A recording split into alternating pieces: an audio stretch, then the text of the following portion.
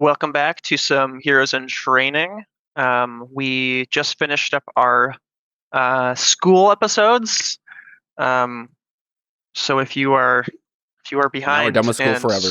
yeah, no, School's not out done for with school summer. forever. But we're not going to do any school episodes or school classes in this episode because we just did 2 whole episodes of just school. So we're going to leave that alone for now. Um, but yeah, The so length the of an last actual school day. yes. Yeah. For real though, But actually. much more fun. Yeah, much more fun.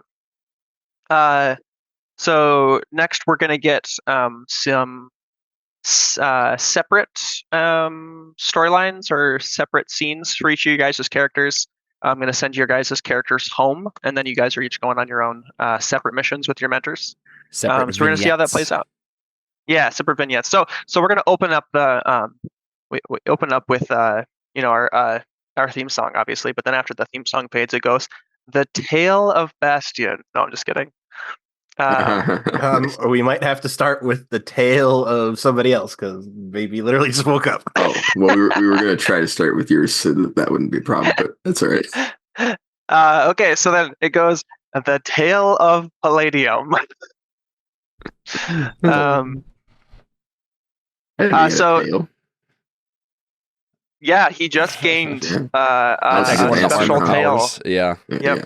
That was his new That's his advancement that he, yeah, yeah, When I Grow go tail. Super Saiyan, I get a tail. exactly. Okay, so Caleb, or I'm sorry, Palladium. Yeah. Call me John. You go back home, I assume, on your day off. Go back to Yeah, don't your we have a house with Do we have a house or do we have like a apartment in the government complex? probably a really fancy. Actually, you know what? It's the penthouse in a hotel. Yeah, that's what I figured. Something like that, right? Like, Yeah, you got like we see Palladium like walking in the hotel, and you like go in the elevator, and you have like a special key that you put in and turn, and it brings you up to the penthouse. Yeah. I think the whole time. Let's see. I'm trying to think of what like Nirvana song or something Palladium's listening to on his headphones. It could just be any. This could just be a Nirvana song. Like that's all the detail we really need to get. I mean, if you don't have anything on hand. I think I'm listening to "Where's My Mind" by the Pixies. Okay, sure, yeah. Good question. Good question. Where is Palladium's mind at the moment? So you get up into the penthouse, and what did you decide that your like caretaker's name is? Do you remember what you decided on that? I don't think we decided on a name for her. I don't think I ever made a character sheet or whatever for her. So can her name be Gertha? No, absolutely not. That's the best. That's the best name ever. I feel like Gertha's she's a little German, bit, isn't she? No, I don't think so. No, she's not. So I was imagining Gertha with a G. Yeah. Look, if her and Weightless Arsenal Pocket ever get together, I quit. Well, I don't get I wasn't imagining Gertha? like a German governess. Yeah, I don't get it. Gertha's definitely an actual name, David. Yeah, I've heard of Bertha. Meaning spear strength, enclosure, fenced in. It's spear strength. It's a feminine name with Scandinavian and Old Norse roots. Dang it! The meaning of the name wasn't supposed to do me in like that. It was supposed to clarify that it was completely innocent. Should have started with the alternate meaning. I didn't think it through as I was reading it. Okay, So, anyway, Connor, what's her name, Caleb? I wasn't imagining like a German governess. I was imagining like a American. Oh, okay, sure. Like just strict American, like public school teacher type, right? Or private school teacher type, rather. I was imagining that character from Sweet Life of Zack and Cody. I was imagining the social worker from the Alcatraz books from Brandon Sanderson. I haven't read that. Basically just like a really strict librarian type. Sure. Something else. You'd imagine her like telling you to be quiet in a library, and you'd be annoyed by it. So like glasses, probably like a really tight bun, blonde hair, pantsuit sort of thing, right? Yeah. Or we can do 180 and it could be the butler from I should have thought of the series name before I tried to make this joke. Crap. Batman. Well, that's a weird anime. No, yeah. It's just about I should have thought of the series name before I tried to make this joke. Crap. They're really scraping the bottom of the barrel with anime names. A very meta title. The one about the genius kid in the who like tricks fairies and stuff. Oh, Fairly Odd Parents? No. No, it's a book series. Oh, okay. I don't know why that's what my mind went to. He's not a genius, and he doesn't trick them. No. They made a movie about it, but I don't know if it was very good. All right, never mind. It doesn't matter. He's like saying Artemis Fowl? Yes, thank you. Yeah. Yeah, the like 6 foot brick guy. This is his butler. I've never read him. Her name's going to be Linda, Caleb. I see. Linda's fine, yeah. That way you can say you can make a listen, Linda. Listen, jokes. Linda. What? Yeah, that way I won't cry every time you say her name. That's right. I'm going to add in your influence tracker, Caleb. I'm just going to add Linda so we remember her name. Okay, so so you get up the stairs, I think, or get up the elevator. I think Linda's been waiting for you. And she's like waiting at the elevator with like a sandwich prepared for you. And I assume like this is Sunday, so like you guys slept at the dorms like normal. Yeah. But on Sunday you're free to go and do whatever. So she's like waiting with a sandwich prepared for you. She expected you. She probably like phoned down and was like, oh yeah, he's on his way up and like prepared a sandwich for you. She's like holding it out. Yeah. I give her like a weird look. And I say,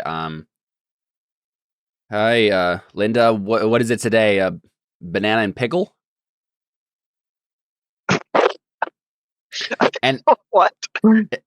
I'm mainly making it like, I think she's like a really like a health nut, like I don't think she would make me a peanut butter and jelly sandwich, right? Oh no! It's like a meat sandwich. It's 12 grain bread. It's like really chewy. Okay, but I think I'm over exaggerating the sorts of organic turkey. Yeah, I'm over exaggerating the sort of sandwiches she makes for me, and I'm just like, what some random combination of vegetables for this sandwich, right? She gives you a stern look and then just like puts the plate into your hands. Thanks. Your sister, your younger sister Gemma, comes down from the hallway. She like runs in and she's like, John. Wow, what a busy week you had. Yeah, you've been sorry gone I couldn't have. Sorry, go ahead. No, sorry I couldn't have been here sooner. Yeah, things were a little crazy. So, how is school? And so is she asking like about regular school or hero school? What does she know about? So that's a loaded question. How does John perceive it? Obviously, you being a hero is that's supposed to be a secret from her. Mm-hmm. But who's Gemma, by the way? Yeah, that's Gemma. Thank you. Here, let me, instead of making it gigantic, why don't we just Gemma's your girlfriend, right? No, Gemma is his sister. There's Gemma. Yeah, this is Alabama, David. Or Alphonse. Yeah, or Alphonse, that's right. The two A's. That's fired. Oh, did you just delete all the tokens? Yeah, I mean we don't need all the blanks in the middle all the time. We can use this space for like whatever's going on currently. Okay, yeah. I just thought my computer glitched. Anyway, so Gemma, she asked you how school was, and so I wasn't sure if I should reveal this or not. But remember, we decided that Gemma knows that you're a hero, but you don't know that she knows. That she's a hero. Yep. So she's asking about school, but she's, I think she's just kind of getting a rise out of you probably, but is hoping that you'll slip up. Sure. Yeah. I think I say. I think I probably start to slip up. I say something like, sure. Yeah, I really took a beating in history. Yeah, I think she kind of gets like a little sister grin on her face, like I knew it. Yeah, and I say, what? I can't. I'm not good at every subject.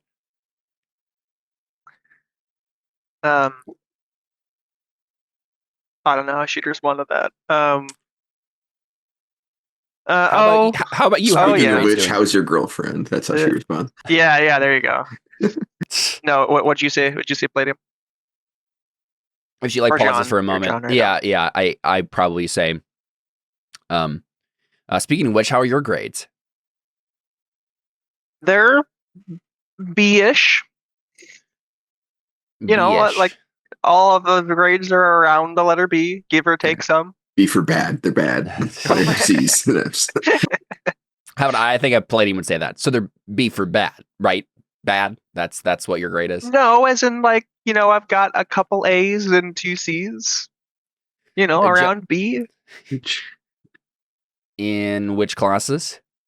And I'm starting to like play dad here with her. Yeah. She's like, mostly it's math. Who needs to know anything about math? People she like plops herself down on this like giant couch. It's in the middle of your guys' huge living room. People who want to do things with math, or I guess just anyone who's in school, really. But I just like don't want to know anything about math. It's so boring. Are you really going to dishonor our parents' memory by being bad at math? They had like multiple PhDs, Gemma.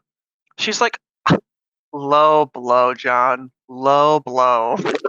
I use what I can, and I have like a cup of gas station coffee in my hand. And she pulls out her homework from underneath her couch seat, her math homework, and she holds it out to you. She's like, will you help me? Please, please, please. And by that, you mean do it for you. No. She's like, Linda? And holds it out to her. And I say, no. No, Linda, you don't need to do that. Gemma, we have can I make this up? We have a tutor for you. Why aren't you visiting with your tutor? She's so boring. She talks monotone. I've never heard her inflection go up or down by more than 1 notch. Well, maybe that will teach you something about a mathematical concept involving one something. I don't know. She looks at you like you're the biggest Big Brother idiot in the world. Listen, I don't like math either, but we have to do it, and if you really need help, I'll help you. She's like, really? Thanks, perfect. And she's like, flops it down on the table, and she's like, so this question I was stuck on is like this one right here. And she like circles it. I'm like, and I think I start to.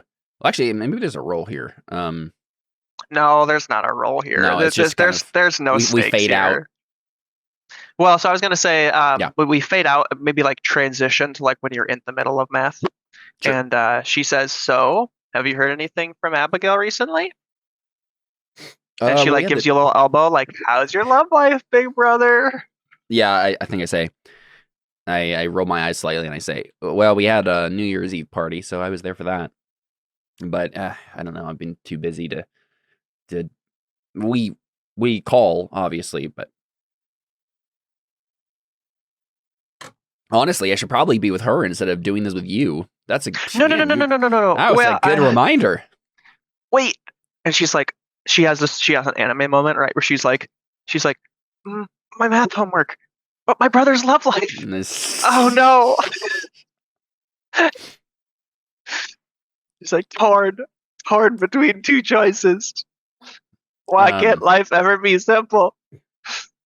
And I think like probably my instinct is to go be with Abigail, but also I haven't like seen my sister in a while, so I think I push it off just for a little bit while longer, and I say, all right, I'll make you a deal. I help you finish your math homework. and you help me decide what gift to get Abigail to apologize for not being there. To apologize for like ditching her for the last 3 days. Yeah, so I think that definitely happens, right? She's like, deal. And then we cut from there to where like you're picking up a gift at a store, like on your way to go see her, and you get a ring on your phone. Yeah. Do we have cell phones?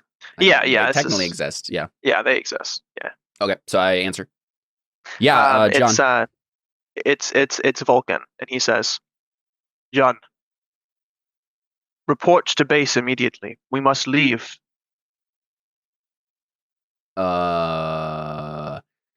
This isn't the best time, sir. Don't you want to make it to the night meeting? This will be where you take the trial to officiate your knighthood in the order. We're going. What's the planet's name? I don't know. It's not Vulcan, because that's another planet. How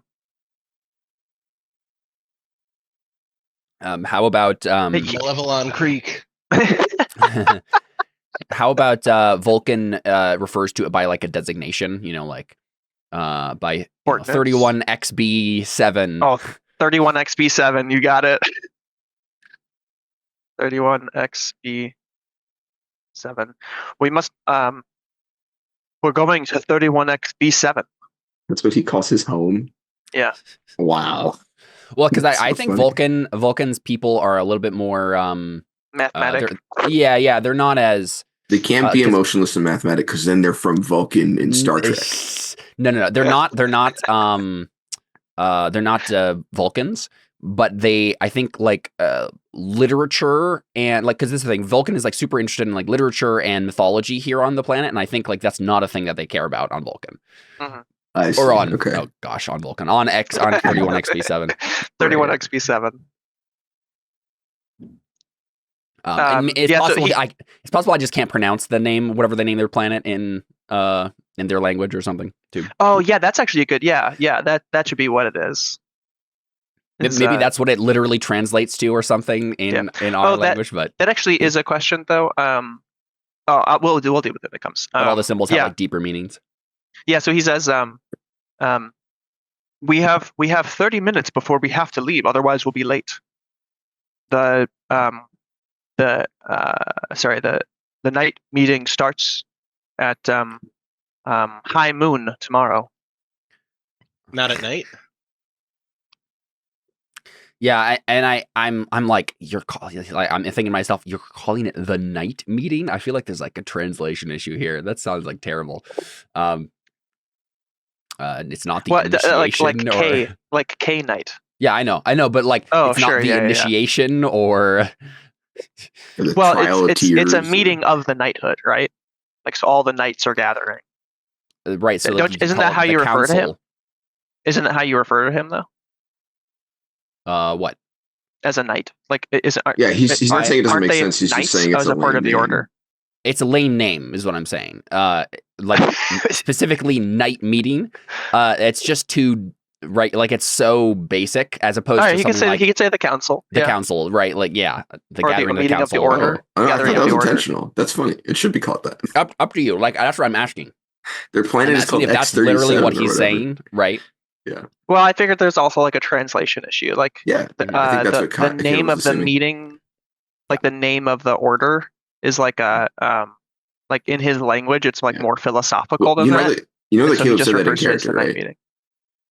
Oh, you said it in character? I don't think I said it out loud. That was Palladium thinking it in character. Oh, sure, okay. Yeah. Like night meeting is such a lame. Yeah, exactly. Okay, sure. Yeah, no, I mean it's perfect. But we can move past it. Yeah, that's for them. But yeah. Okay, so I gotta choose here. So I say, how bad will that be if we're late? I mean, you would miss your initiation, and you wouldn't become a knight for another year. Right, but like, isn't there a margin here where like I miss it a little bit and have to apologize, but still be able to be a knight? They'll get sorted into your house, John. I'm not sure you understand the gravity here. them accepting a human into the Order of the Night is never been done before. I'm going to have to be convincing them anyway, just to let you in. Oh, I assumed you'd already done that. No, sorry. Of course, sir. The issue is, I'm supposed I have this gift. I'm supposed to go meet my girlfriend. Doesn't sound as important when I say it like that. My life mate, is that what you refer to them? Basically, what I'm saying is, someone's gonna be really mad at me here on Earth, where I live, if I don't at least like spend like maybe a half an hour more. Is that like we're going through space? Is a half an hour really gonna make that much of a difference? I have calculated it down to the last possible minute. Hope there's not space traffic. Okay, so we have a few seconds of margin time. Is that what you're saying? I'm not sure what you mean. Good enough for me. And I think because he said, we have to leave in a half an hour, and I'm like, sounds good. I'm going to, and I like put the gift in my pocket. I'm thinking, what do you think the gift is? Because this will kind of determine how easy it is to keep it intact. Maybe a necklace? I think I already gave her a necklace, remember? I was thinking like flowers or chocolates or something. Oh yeah, flowers. Flowers would be fun. Okay. Flowers would be super funny. Flowers are going to be impossible to keep intact. Maybe you like look at the flowers and you like toss the flowers and like, or like you see like a knickknack or something, something with like her name on it, like like a keychain or like some sort of stuffed animal like with Abigail on it, like in the window of a different store, and you like look at the flowers and like look at the knickknack, and then we just see like the flowers on the side of the road, and you're like flying with your suit to try and get I agree. with the knickknack. That'd be a funny scene. Because like I was my other thought was like to use weird kinetic energy something to like keep it intact, but I don't know if I can do that yet. So probably not. Okay, yep. So it's like a little stuffed animal keychain sort of thing with Abby on it. And yeah, I'm gonna try to get there as quickly as possible, spend as much time as possible with her without seeming like I have to be somewhere else, and then find a really, really good excuse to duck out and promise to be back really soon. I think we should try and make this shorter than that, maybe. Right, I'm saying go ahead and roll. Yeah, go ahead and roll freak to try and get there fast enough. Yeah, unleash your powers. Ooh, I don't have a good freak right now. -1. Gotta get your freaky on.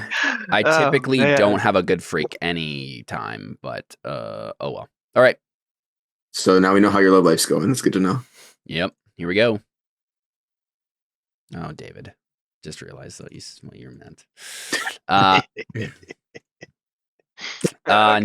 surprised at why you took that. Yeah. That's fine. I'm used to it at this point. Yeah, so I got a 9. What does that mean? It's like a cost or something? It's you either mark your condition, or I tell you how the effect is unstable or temporary. I don't even know what unstable or temporary would mean in this instance. Unstable or temporary would mean either your relationship is unstable or your relationship is temporary. No, I don't think that's what that means. I think it means I think it means you get there just in time to make to give her the gift, but then you have to run. I'll probably take a condition instead. Okay. Oh wait, I still have guilty. So I'm gonna let you clear the guilty condition. Oh, right, because this is your day off. But I'm gonna make you keep this condition that you're getting though for this session. Yeah, that makes sense. I don't know what condition you think I get from having to. I mean, I think any of the bottom 3 makes sense. Actually, afraid even. You could be afraid that she's gonna break up with you. Or guilty. You have to leave right away. You can just get guilty back up again. I'll just do guilty again. That makes most sense, I think. So you clear it, and then you get it again. Yep. I don't feel guilty about whatever I was feeling guilty about before, but now I feel guilty about something else. Yeah. So you get there. What exactly do you So like you give her the gift, right? So or probably at her house, right? Do you like land in the pool again? It's Sunday. Yeah, I mean, I could have called her in advance and we would set up a meeting time or something for today. I feel like we were already at her house. Maybe you just going out to dinner, and she's like waiting at a table for you. Oh, that makes it so much worse, though. It should be a little bit more informal than that. So if I leave, like it's not a huge. No, I was thinking skating? like I'll walk in the park. Oh, walk in the park. Okay. Where it's like there's not something we paid for, or right. Sure. As long as you're okay with that, I think. No, I don't care. Yeah. Well, you're still gonna leave her alone in the park, so. Yeah. So I think maybe what we hear is well, I guess I succeeded, so it's not like I crash or anything.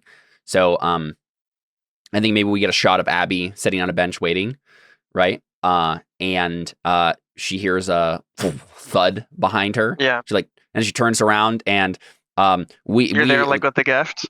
Yeah, I'm coming around a tree or something, and then we get like a shot behind my shoulder, and there's like a crater behind me, or like not a small crater, but like a obvious like someone has landed here and thumped down a bush or something.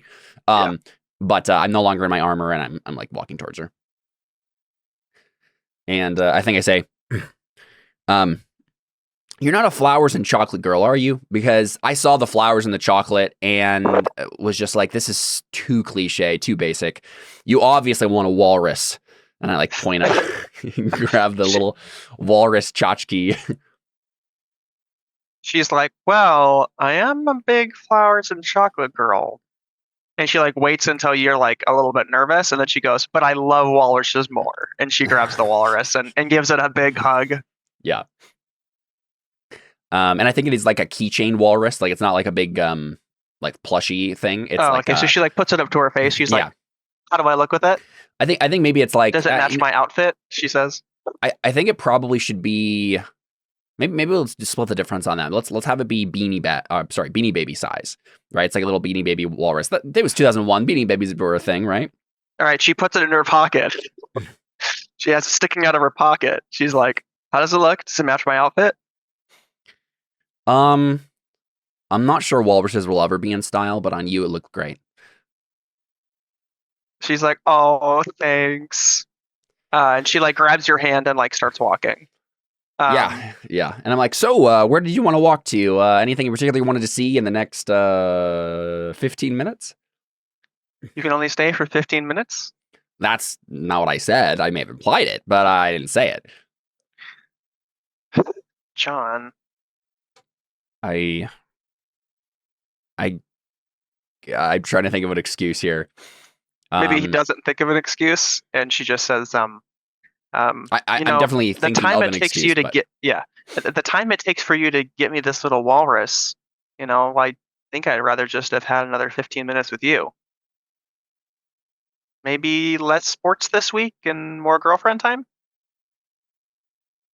Yeah, for sure. I don't know. I just feel bad. I just want to give you something because but you're right. Yeah. Quality time. That's good. John, is there something you need to tell me? Is there something else going on? Something you want to talk about? Nothing bad. Anything with your sister or maybe with Linda? You get in trouble at school, bad grades, mean coach? It has to do with school, but I don't know if I feel comfortable talking about it right now. Can you trust me that it's like really important, but like not something you need to worry about? I guess you're a somewhat trustworthy guy. I mean, I did get you a walrus. No other guy has ever gotten me a walrus before. And probably no other guy will ever do so again.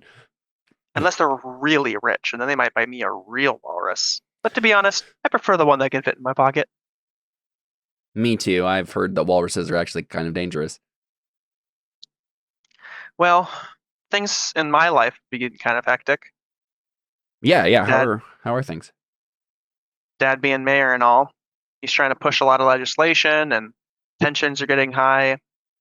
Sounds like he's really trying to push on the whole superhero law stuff, trying to make some limitations. So sounds like we might be having some security details soon.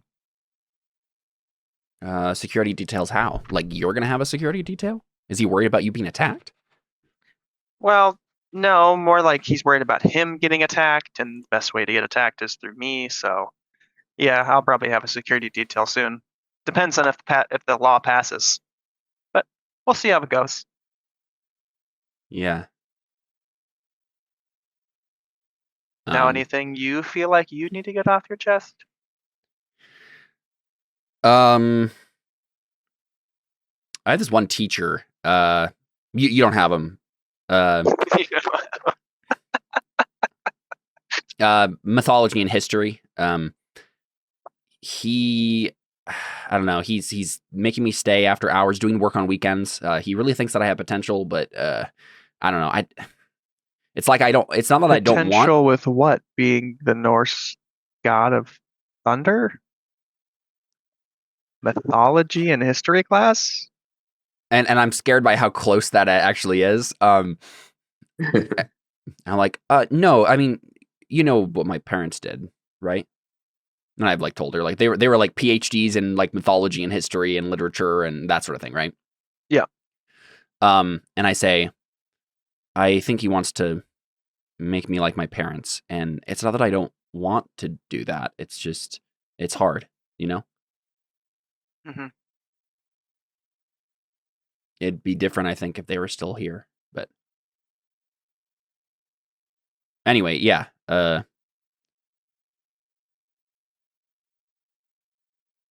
Caleb was... your phone rings again. It's Vulcan. It's Vulcan. Yeah. How much time do I actually have? Like I've been keeping track on my little watch. Not enough. Not enough to get there, and so we won't be late. Well, not enough to stay any longer because you succeeded on the roll. Yeah. Okay. So I say, and that's him. So I guess I gotta go. That's one strange mythology and history class teacher. Well, maybe I'll look for his class next year. Yeah, I say, well, the mythology and the history classes are separate, and he keeps weird hours. I don't think you'll find him. Okay. I think I gotta go. I love you.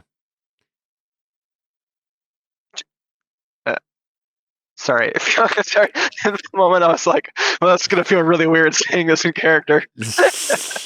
Are you saying you don't love me, Connor? No, this is just really weird. I'm playing your girlfriend character. Yeah. And this is, sorry. I had like it hasn't a moment close to weird yet. Yeah, true. True. She says, I love you too. Now go write a good report or whatever he's having you do. Yeah. What time is it? Isn't it nighttime or something? That's what I was imagining. No, it's Sunday, like morning, afternoon, I believe. Oh, okay, right? Good. I was like, what? You're gonna go right. I don't know why I thought it was nighttime. Yeah, so I think I say, yeah, it's a test, all right. All right. Yeah. I'll see you later. Tomorrow? Wait, when do I know? Do I know when I'm going to be back? Oh, not tomorrow.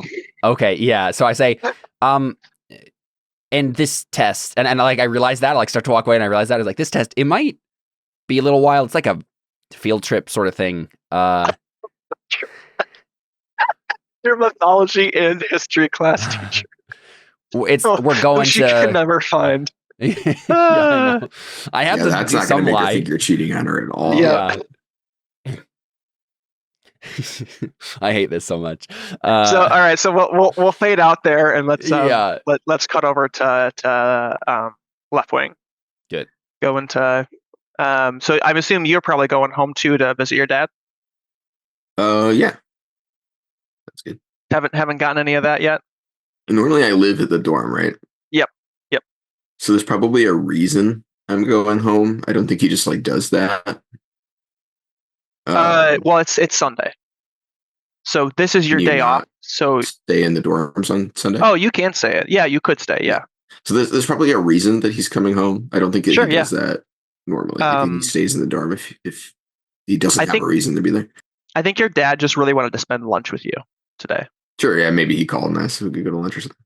Yeah. Or maybe it's like Oh no, that would never mind. She didn't die. She left. Okay, I was gonna say maybe it was like mom's birthday, but I forgot she's still alive.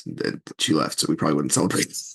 Yeah. Maybe it is. Maybe it is your mom's birthday, and that's why he wants to spend lunch with you because he's sad. Yeah. Sounds good. All right. Yeah.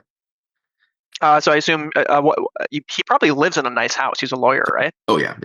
So you come home to your suburbs, nice house. Probably. Nice house in the suburbs. Yeah. You walk in the door and he's like scrambling in the kitchen, like there's like the smoke alarm is going off, and he's like trying to fish out a ham out of the oven. He's like, "Oh, Alan, come in. Sorry that this ham's giving me a really rough time." Hey, yeah, I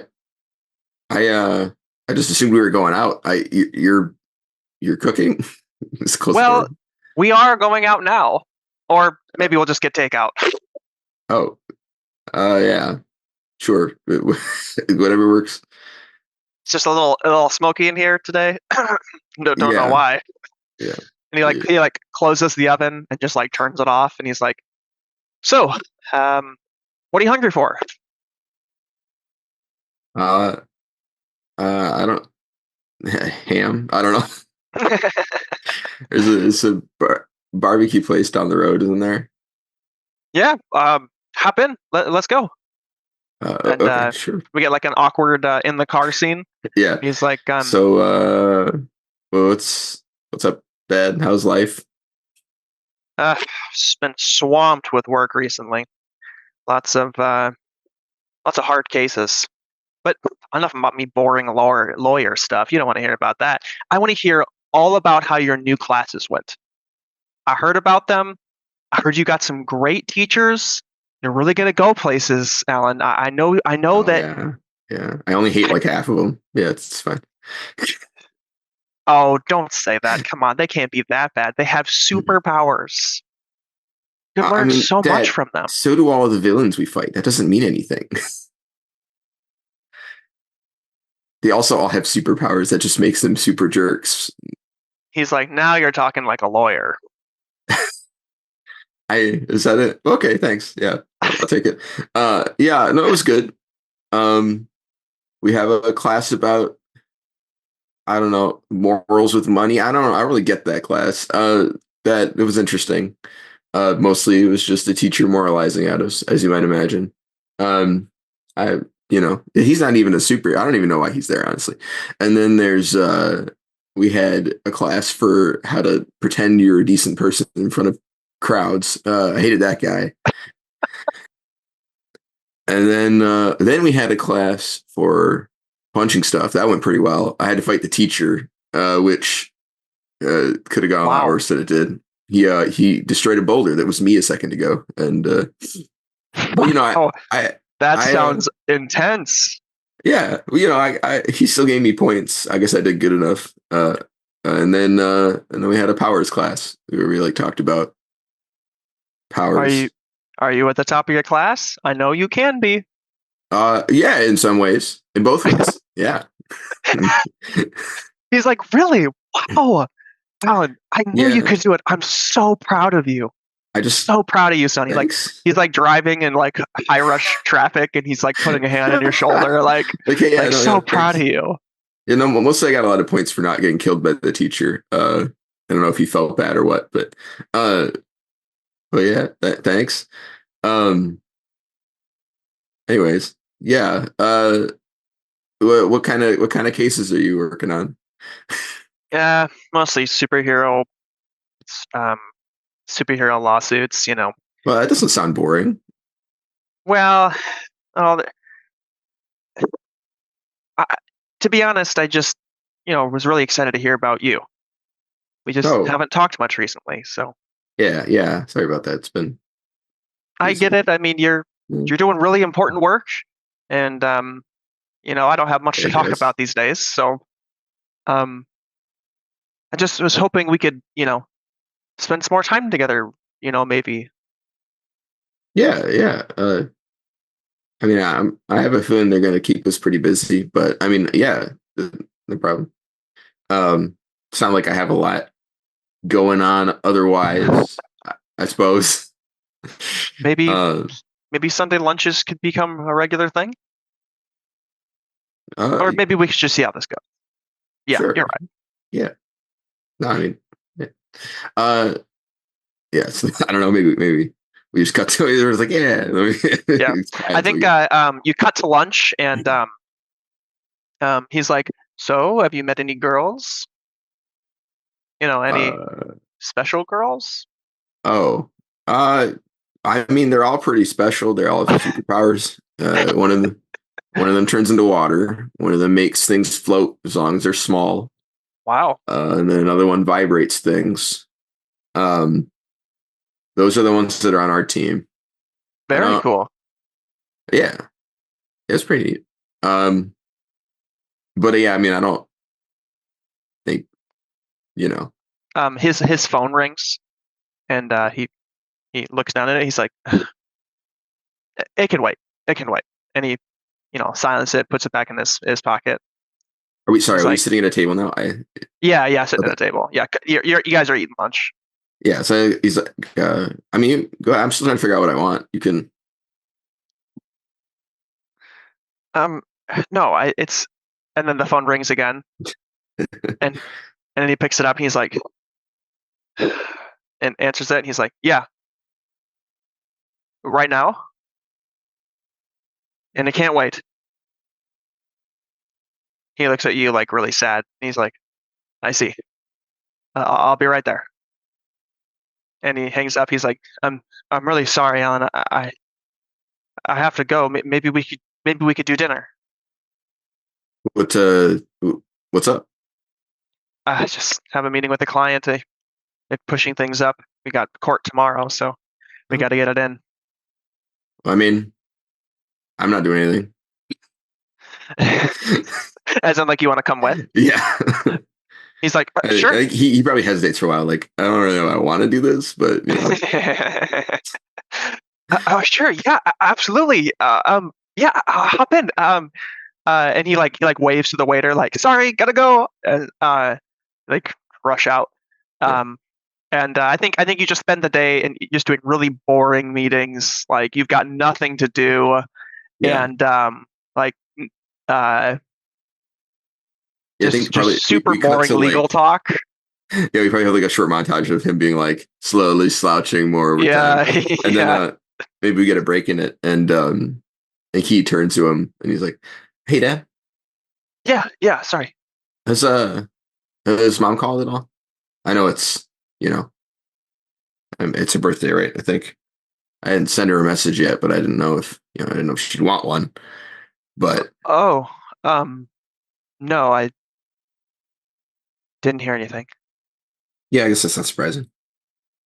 Anyways, sorry, not to sour the mood or whatever. But yeah, these are long meetings. How do you do this every day? Lots of coffee. Lots of coffee.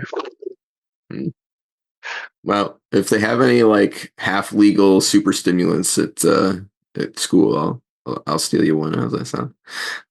That sounds illegal, and I don't want to have to defend you in court. Oh, that'd be fun. Yeah. Hey, maybe you can. So, one of my superiors, I don't know, whatever you call them, found me in a place where they serve alcohol, and he gave me a demerit for that, which is nonsense. Maybe you can like contest that. That'd be cool. I mean, I like the demerits, honestly. I had more than anybody else in my class. It's pretty good. But also, if you get too many of them, they kick you out. So, Alan, gotta strike a balance. You're gonna get kicked out of. Oh no, I have way more good stars than bad stars, but And you were drinking? No, I said I was at a place where they have alcohol. He just assumed I was drinking because I had an alcoholic beverage. But anyways, I made it go away before he got there. So and that's not really the important part. The important part is that maybe you could like contest it. No, really there's absolutely no way I could do that. I mean, this yeah, I mean, there's got to be a fluke, right? probable cause or something. I don't know. He like hesitates for a minute. Like The stop was illegal. He looks back at like his notes for his next client, and he looks back at you, and he's like, "You know what? I'll look into it. I'll see what I can do for you." Oh, thanks. Yeah, it'd be cool. I mean, I realize it's not a very solid platform to argue on, but it'd be cool. I really believe in what you're capable of, Alan. So if you say you're innocent, then yeah, I'll look into it for you. Well, I mean, I didn't say that. He's like, "Oh, don't joke around, Alan. Don't worry, I'll get you off of this." Yeah, well, I mean, I don't worry about it too much. I'll figure something out. Maybe just forget about it. Anyways, I think I probably ought to go. I think I did get some. I don't know. Do we have homework? No, you don't have homework. Okay, but I am supposed to go on a mission, right? Yeah, tomorrow. Yeah. Okay. Yeah. So he's like, I got a big thing tomorrow. I probably ought to get ready for. But it's been fun. Yeah. Nice to see you. I'm sorry about lunch. Maybe next time. I mean, I'm supposed to be a superhero, and usually superheroes are the ones who have to run out on their dates. So it's fine. Not that that was weird. I didn't mean to say that. He gives you like a big dad laugh, like a forced laugh, but like really genuine forced laugh. Yeah, and Alan's face is all red. He's like, I don't know why I said it like that. It was weird. Anyways, no. So he hugs you and says, "Really proud of you, son." Thanks, Dad. Go make me even prouder. I will try. So then I assume you just head back to the dorm then. Yeah. All right, so we'll cut from there. Let's get Bastion's tale, if you're ready for it, Jared. Yeah.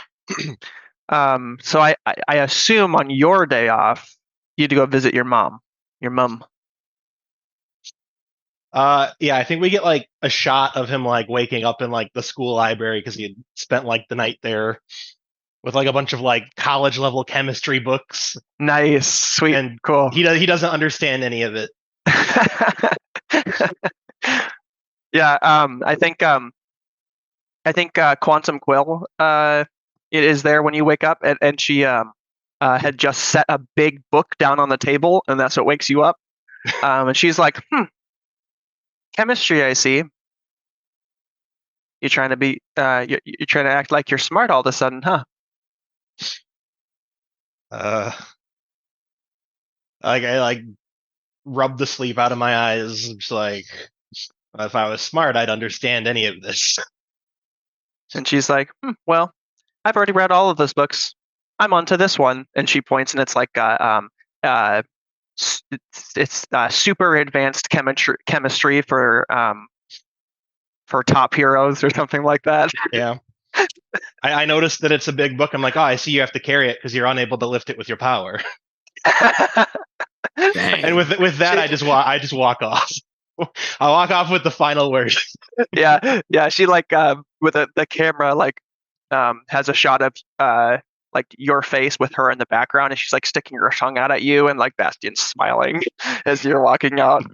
So that you go and visit your mom. Is that what you were going to do then, or no? Yeah. How does Bastion get there? Does he use his powers, or does he like take a cab? I think he just walks. Just walks. Okay. I mean, I assume it would be somewhat close to the schools where they'd have her set up. Yep, definitely. It's actually probably at the like superhero headquarters of DC. It's probably where she has a room.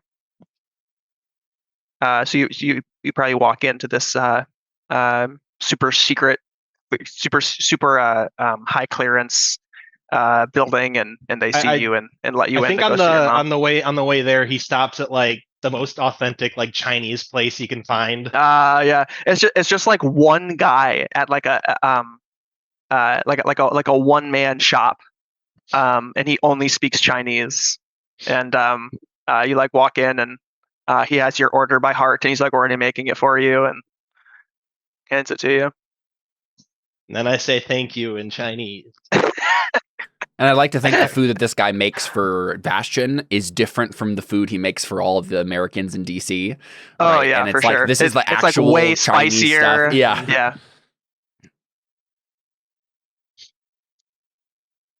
Yeah. But he doesn't need to become a character. What's his name? What's his background story? What does he look like? I know the answers to none of these questions, and I shall not give you the answers. And keep your secrets. That's rookie GMing, Connor. You got to get to my level. That's right. Yeah. Mega name for everyone. I should have pulled up a random name generator. I should have pulled up random name generator last night. True. That was a random word generator right there. That's right. You had a Biden moment. What is a human vocal system if not a random word generator? It's true. Well, yeah. So they let you in to go see your mom, and she's in a room where they with like a ventilator. Mm-hmm. And she has like a nurse that's tending to her. She's in like this really nice bed, and she's got like an assortment of foods next to her bed on like this little tray. And when you walk in, she's like, how do you pronounce your first name? Is it Yuan? Yeah.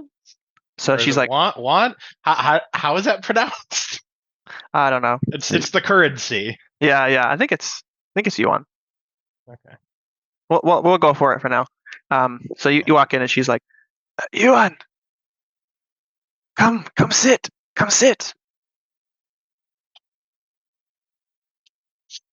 See, they're still feeding you this, and I point at the sugary processed American food.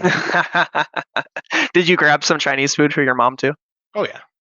Yeah. So, yeah. That was the whole clear point. off I got you the good stuff. You like clear off the sugary processed food and sit down some genuine Chinese food. Yeah, she's like some genuine fried cat. Yummy. Thank you. Now come, tell me how have you been? We've been pretty good. School just started. A lot better than the last place. Of course. Are you doing well?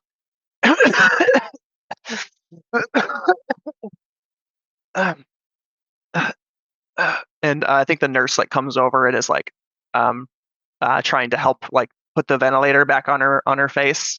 And she like coughs up some blood into the mask, and she like has to like change out the mask for her. But then she's like, once she gets a new one on and gets a few breaths in, she's like, sorry, they're trying some new processes, and you know that's totally a lie. Yeah. Like yeah, we're doing good. I've already got they give us gold stars here. And I'm sure that my son has many of these gold stars. More than some. Is that true?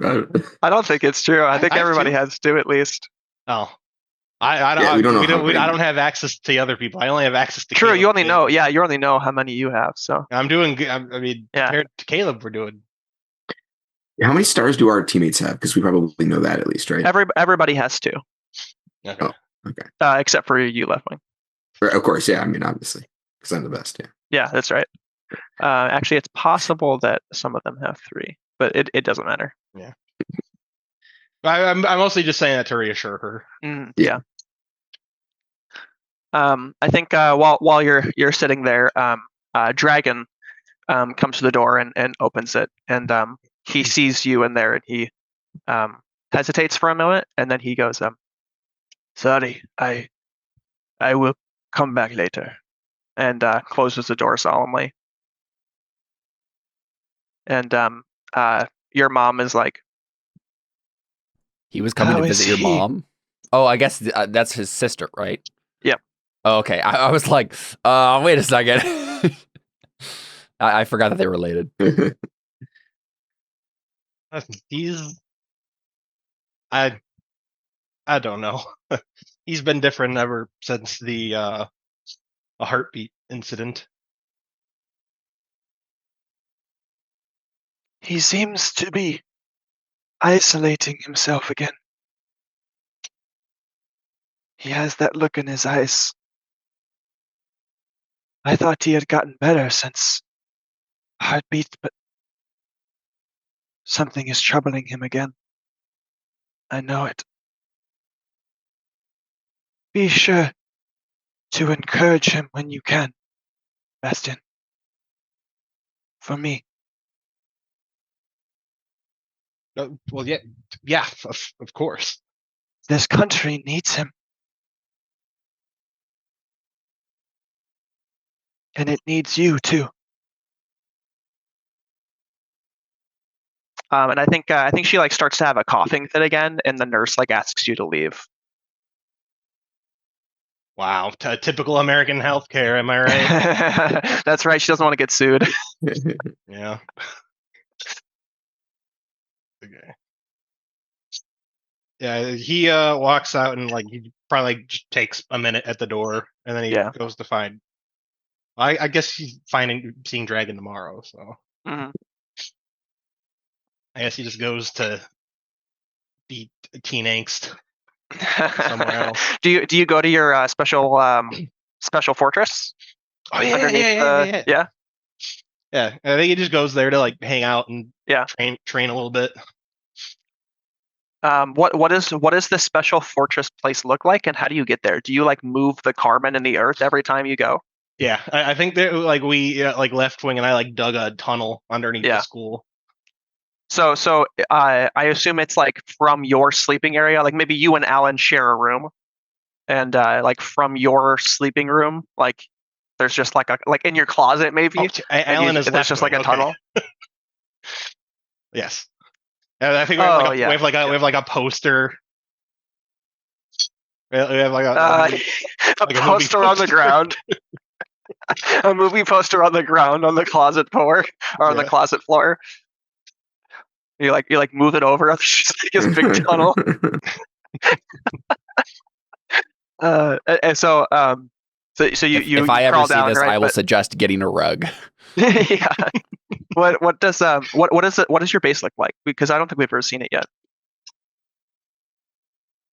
I assume it's not yet anyway. It's not anything fancy. It's kind of just like a hollowed out, almost square room.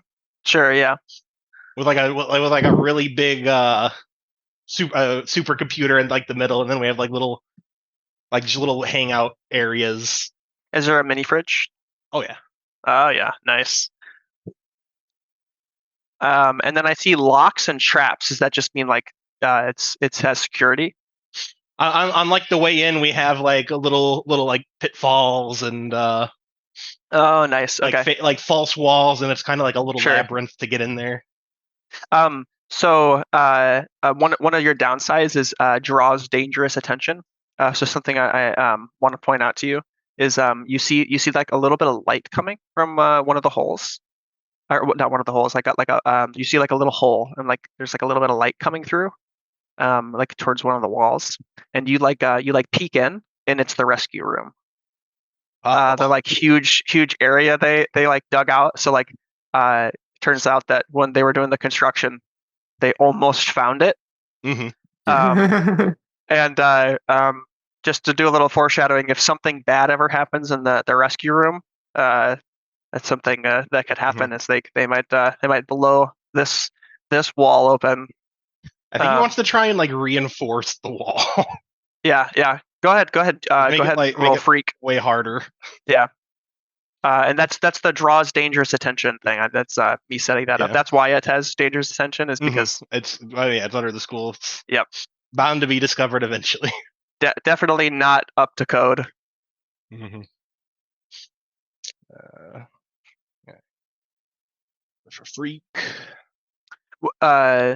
Oh, let's go. Wow, nice. Okay, yeah. So what exactly does he do to reinforce the wall? Does he just like shift the room over a bit and then just like add some carbon to that area? Yeah, I think he tries to do some of the stuff he saw in like the chemistry book, and like, oh sure, yeah, he doesn't quite understand what he's doing, but he's like rearranging the molecules in a certain way to turn it into like a more durable form of carbon. All right, sweet, yeah. Maybe like a proto form of graphene. Yeah. And then do we just see Bastian do some training in his little area as he prepares for the next day? Yeah, he puts on some music on the supercomputer. Very good use of it. There you go. Plays through the speakers that Left Wing stole. Playing some Chinese metal as you're duking it out. All right, so unless you have something else you'd want to do, I think we'll cut there and we'll open up on Monday. I break into the Pentagon. You break it. God. No. Okay, so anyway, we see Palladium. Is that a serious suggestion, no, Jared? No. Okay, just making sure. Didn't want to actually cut you off Jared there. Sometimes it is. Sometimes you never know. So Caleb, Palladium, you are on a spaceship, and you are leaving the atmosphere. Actually, this is probably more Sunday night still. Yeah. And again, Vulcan says, "Hold on tight. We are about to enter. I am about to adjust this ship to, as you say, full throttle."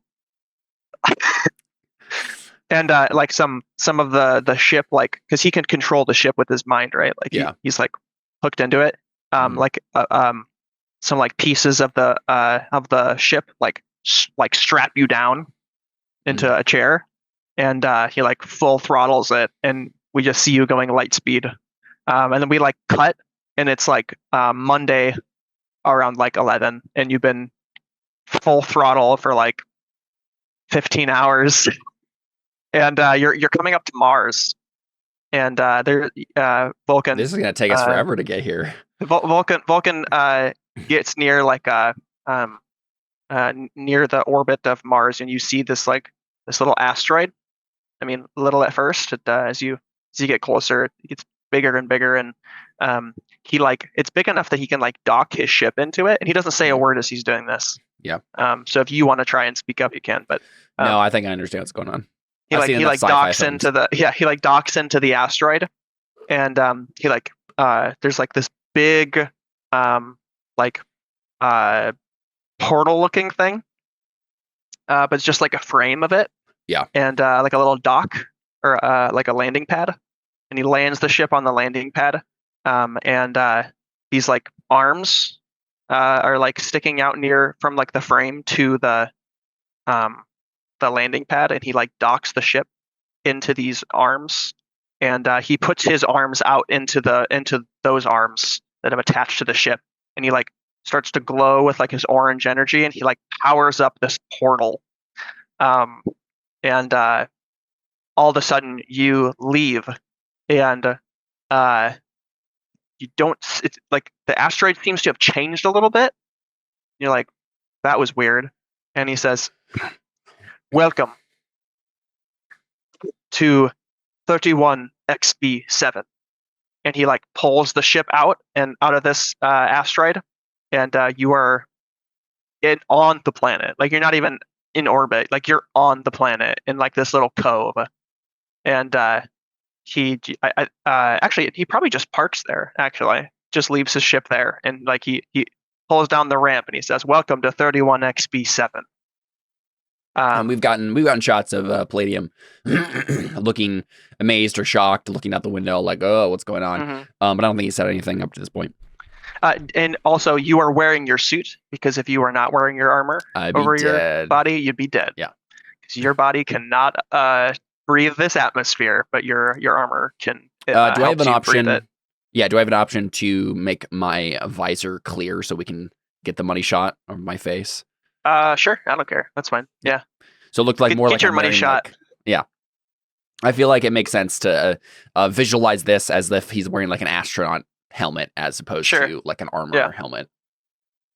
So does he just have infinite oxygen? Or because you say he can't breathe the atmosphere, right? I think like a piece of your armor is like this little like breather in front of the It's probably mask, some technology they developed to add to my armor, probably. Yeah. Okay. No, I think your armor just knows how to do this. Oh, because it understands your I guess your biology really well. Wow, and that really this is the planet that this came from. Yeah, that means you basically can't be poisoned by any kind of gas or anything like that. Well, no, I think it's this if is because tries to backpedal as quickly as possible. No, I mean I think this makes sense specifically, but it's because you're this is where you're like biologically speaking, this is where your armor comes from. So your armor knows and understands this atmosphere, and it's implanted into your body, so it understands how to make this connection. Sure, okay. It understands both of these things so you can be very poisoned well. once and then not another time. I think potentially it's something your armor could learn to do is to filter out poison. But I think it'd be a lot harder than what this is. Yeah, sure. That makes sense to me. Basically, I've been connected to the planet Dalinar style. There you go. Except I guess I can't speak their language necessarily, but I don't know if that's necessary either. It probably has a translator. Every sci-fi thing ever has a translator. I'll give you a little description, Caleb, as you like leave this asteroid. You see this big city. I don't know how to describe like their architecture. You can think of whatever architecture you want to. But it's obviously very alien and foreign to you. And there's a like river of this orange lava that's like going through the center of the city. And you see it's like built right up to this volcano looking well, I mean like a volcano, but it's cracked and like dripping in all sorts of different places. People are crazy. I imagine there's not a lot of curves in this architecture. It's a lot of like straight lines and geometrical shapes. I'm thinking dwarves in Middle Earth, right? Like everything is pretty like solid and stocky looking. Yeah. I mean, because like it's probably very practical architecture. Yeah, volcanic planet. Like it looks like people who are familiar with like mining and shaping and crafting things.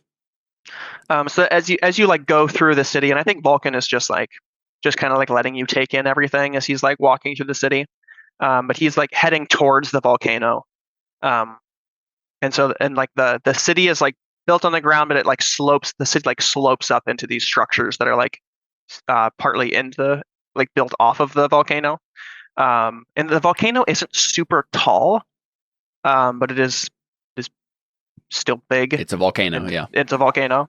Now we get to the Mordor part of the architecture. Yeah, as you're walking through the city, you catch a lot of different details. Obviously, there's aliens everywhere, right? And you're like, what the heck? Yeah. What color skin do they have? Did we decide on that? Is it green? Is it gray? I think it's red orange. Red orange. So kind of like the color of what they're. Yeah, I think the armor is just always been like an extension of them rather than. Sure. Something that's. But not all of these aliens have the armor. Yeah, so I think there's variations, but I think like red, orange, yellow is probably the spectrum we have here. Sure. And you look into some of these buildings, and some of these buildings have like pools of this lava that you would assume would be like a geyser in their houses. But you see some of them just like absorbing the energy, so it never really goes off. Yeah, it's like the big river in the middle. Yeah, it's like their hearth. Yeah. But that's also like their food and water. So if they ever go on vacation, their home just explodes. No, they have someone watch their geyser for them. You have somebody check in on your house. Yeah. And hilarious. So they can do that without the armor.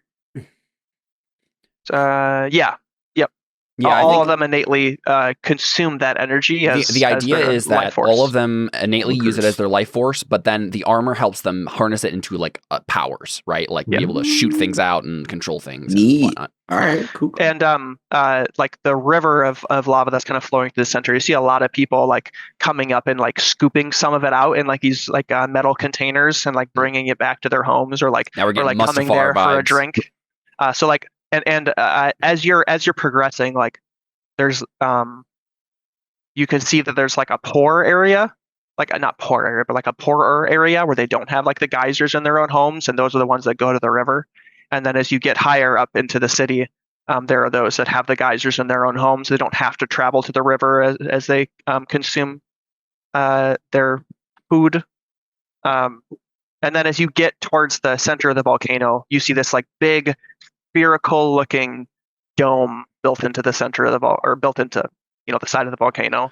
And Vulcan, this is the first time he speaks as you're going through the city. He says, "This is the order." And he just leaves it like that and walks into the door. And you see this big like stadium looking area, and there's this big doorway into the volcano, and the door is like powered by the energy of the volcano. Like it's got these like channels in the door that have like the orange energy flowing through it. And there's like this. It feels like there's like a center stage, where there's like a probably some sort of alien-looking technology that is powered by the orange energy. That's like a microphone. And there's a few people in the center of the room that are seem to be like the most important people of the council. And you know that Vulcan is one of these members, and he's just referred to himself as a Grand Master before. And so he kind of like motions for you to sit probably towards the bottom of the stadium, like bottom of the balcony stadium thing, like on a bench or whatever. And he says, "We will begin here shortly. Like I said, I have calculated it down to the last minute."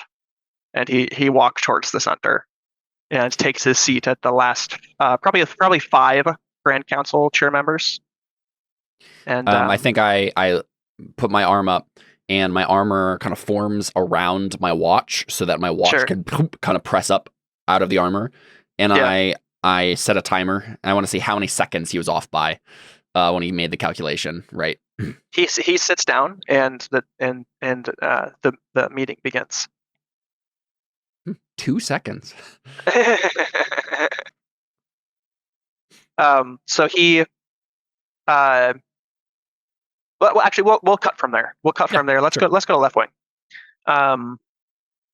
So actually, probably left wing and Bastion are both going to be in this scene. You guys are reporting to superhero headquarters, and you guys walk into this big room with like all these like TV screens and all these agents and all sorts of different superheroes, and they're like reporting in for the week to get like different assignments and whatnot. Not everybody like is here, but a lot of people are here. And you also see a lot of different sidekicks that you guys know from school. A lot of them are here as well, kind of like reporting for patrol duty. Okay. And obviously Countess is there and Dragon is there, and you guys are going to be with them. So I assume you wander towards your mentors. Yeah, sounds good. And Marty is there. The first thing I do is I look for emoticon. Oh, really? Yeah. Just to see if he's there. I don't like look for him. Oh, sure. Yeah. See if he's there. He is there. He's talking with Weekly. And Weekly. I don't have an image for him yet. Probably because he looks different every day. But he looks different too. Yeah. He. So today is his strength day. So he like looks like this big, strong muscle guy. So that, his physique like literally changes during each day. So he's this big muscle guy, and emoticon's talking with him, and they're kind of like waiting for instructions. And as you approach Countess, Marty is talking with her, and saying, "Yep, it looks like today you'll be just on patrol duty in the city here." Yeah, Leftwing, perfect timing. You'll be joining your mentor today. Ooh. Go beat up some bad guys. And he nods. And did you my gun? Sorry, gun? Yeah. Remember you said you were gonna get me a gun? I did? Yeah. This is a trick, right? I didn't actually say I was gonna get you a gun, did I? I think you said you were gonna look into it or something. But well, I mean, then I took looked that into as it, and you were not getting a gun. Now you're lying to me. All right. he gives you a little grin, and then he moves on to like dragging the bastion. Hey. All right. And Countess turns towards you and says, "Can you get me a gun?" "Oh, I could get you a gun, but then I'm not old enough to buy one. I mean, I guess I could buy one, but not a handgun. But I guess I could just buy a shotgun. Wait, how old am I? I forgot. 17. Right? Never mind. Okay. I could buy a rifle. Was that all in character where you're like, wait, how old am I? No, up to that part. I was trying to remember if I was 18 or not. Because then I could just buy a shotgun. But yeah. Sorry, what did she say? You asked her for a gun. And, yeah.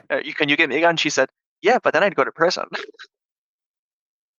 No, I mean, it doesn't have to be.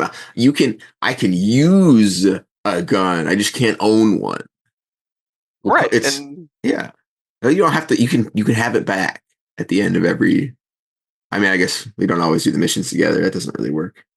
Marty can own it, and he can have it back. She pats you on the head, and she says, "Come on, let's go on patrol." Okay. Hey, yeah. Before we go, so I mean, I don't know. Maybe this is kind of silly. I guess. I mean, it's not like there's a contract or anything. But yeah. So, are you training emoticon also? It's just none of the other guys have other like sidekicks. So, I don't know. Where did you hear this? From emoticon. She glances over at him. And I don't think he meant to tell me. He seemed sort of flustered about it. But right. Too late. I'm sorry. I should have told you. Yeah, I mean, why is it a secret? That sort of makes it weirder, I think. Almost. If it had just always been a thing, I think it wouldn't have been. I probably would have been annoyed still, but at least it would have been normal. She I don't know how tall the difference in height is, but she's probably a little shorter than Alan, I'm guessing. She goes over to you and puts a hand on your shoulder, and she says, "I'm really sorry, Leftwing." She probably says, "Alan, I'm really sorry, Alan." I mean, yeah, it's okay. Is there a reason for that? I mean, no, come on, let's go on patrol. No, it's not okay. She walks out of the room. So obviously waiting for you to follow. Yeah. What'd you say? So guess I'll just go screw myself. So he follows after. Then we'll cut over to Dragon and Bastion real quick. Yeah. Wait, is Bastion there? Yep. Okay, I go by and give him a high five. He's trying to get his power before you leave the room. I can't use his power. No, we just have done that before. Oh, right. I can't even use my power. So Marty walks over to you and Dragon, Bastion, and he says, "And Dragon, you'll be taking Bastion with you as you go and cover for Koi Fist." And Dragon is like, "What? No, this wasn't part of the plan." And he's like, "I'm sorry, is there a problem?" And he says, "This mission is something I must do alone. Bastion should go do patrol with somebody else." And Marty says, "Sorry, no, that everyone else is full up. Not sure. Is there a reason you don't want Bastion to come with you? Maybe we should be having this conversation private." And Dragon says, "It's nothing." And Marty's like, "Okay. Is it because of or I'm sorry, he says, listen, I'm not sure what you're seeing an issue with, but if you have a problem with him being on the mission, you can just explain it to me. Otherwise, it's really important that you specifically go to where Koifist was, since he was burned. Your mastery over fire powers is outclasses anybody. You should be able to take care of this villain no problem. So Bastion being there with you shouldn't be dangerous or anything. And Dragon just doesn't say anything and says, he turns his back on Marty and he says, "Come, Bastion," and walks out of the room. I just follow, confused. Yeah. And then we think, man, trying to think of how. It's probably you guys probably take a personal jet, like a small jet to go to this other area. Nice. So you hop on this cool jet, sit in these nice fancy chairs, and Dragon tells you to sit at the front of the jet, and then he goes and sits at the back of the jet. Okay. And you guys start flying, and we'll get a little bit of a cut here to where you're kind of in the middle of the flight, and you're looking out the window maybe, and you come up to the city. There's this big reconstruction project on this one part of the city that you notice as you're flying. Hadn't noticed it before because obviously you've never been this way before. Mm-hmm. And yeah, that's it then. Unless you wanted to ask about it, can I pierce the mask? Yeah. Do you want to pierce the mask on Dragon? I'm going to fail. Someone's XP. You have a -2 on mundane. Yeah. I need a -2 stat. If I fail you roll that, boxcars. Yeah, if I fail that though, what's gonna? I make a move, right? Yeah, you make a hard move. I don't have to make a hard move, no. Doesn't it? Yeah, it's up to him. Oh, okay. Yeah, I'll go up to him. And I'm just like, what's going on? You're all aggravated, I guess would be a word for it. He ignores you and he points down into the city and he says, I was there when that city was destroyed. We were facing down a very powerful villain. But that's all I can say.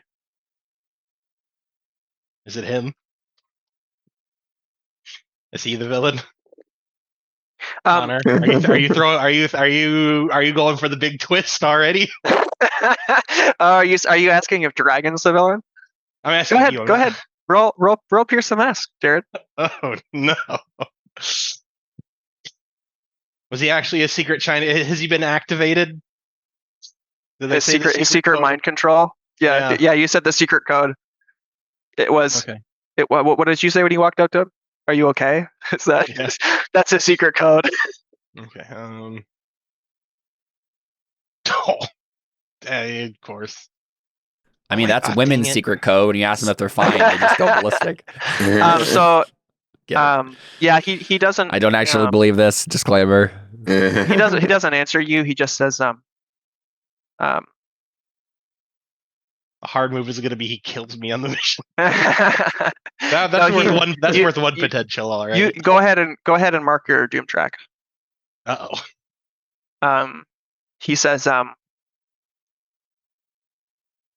I'm getting close to another. I don't know. I think he just says, yeah. Wait, how?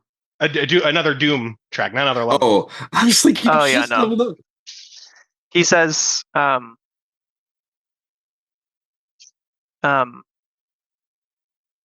need you to be on full alert today. If I tell you that you must do something, you must do it right away. even if it means you abandon your honor. Do you understand? You run. If I tell you to leave yourself or leave me and save yourself, you must listen. He says he says okay, but he is most definitely lying. Sure, yeah. Obviously, you don't roll for lying in this game, so you can just lie to him. Yep. Okay, yeah, he nods. He says good, and then just looks back out at the destroyed city that's being rebuilt. If we're still on our way there, he's gonna bring up something else. Okay, yeah. You should visit Mother more. I think you misunderstood what she was saying. He does visit Mother a lot. Oh, okay. But he just she can tell that he's isolating himself by the way he's acting. Not from her though. Okay, I thought him like coming and leaving was just like him like second guessing it.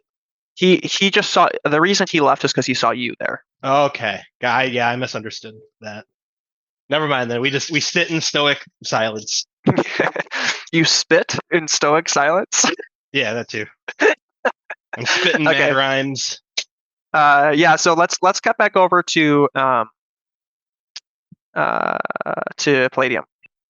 Palladium, this meeting is going on for a while, and right away though, you realize that you do not understand the alien language in which they are speaking. Mm-hmm.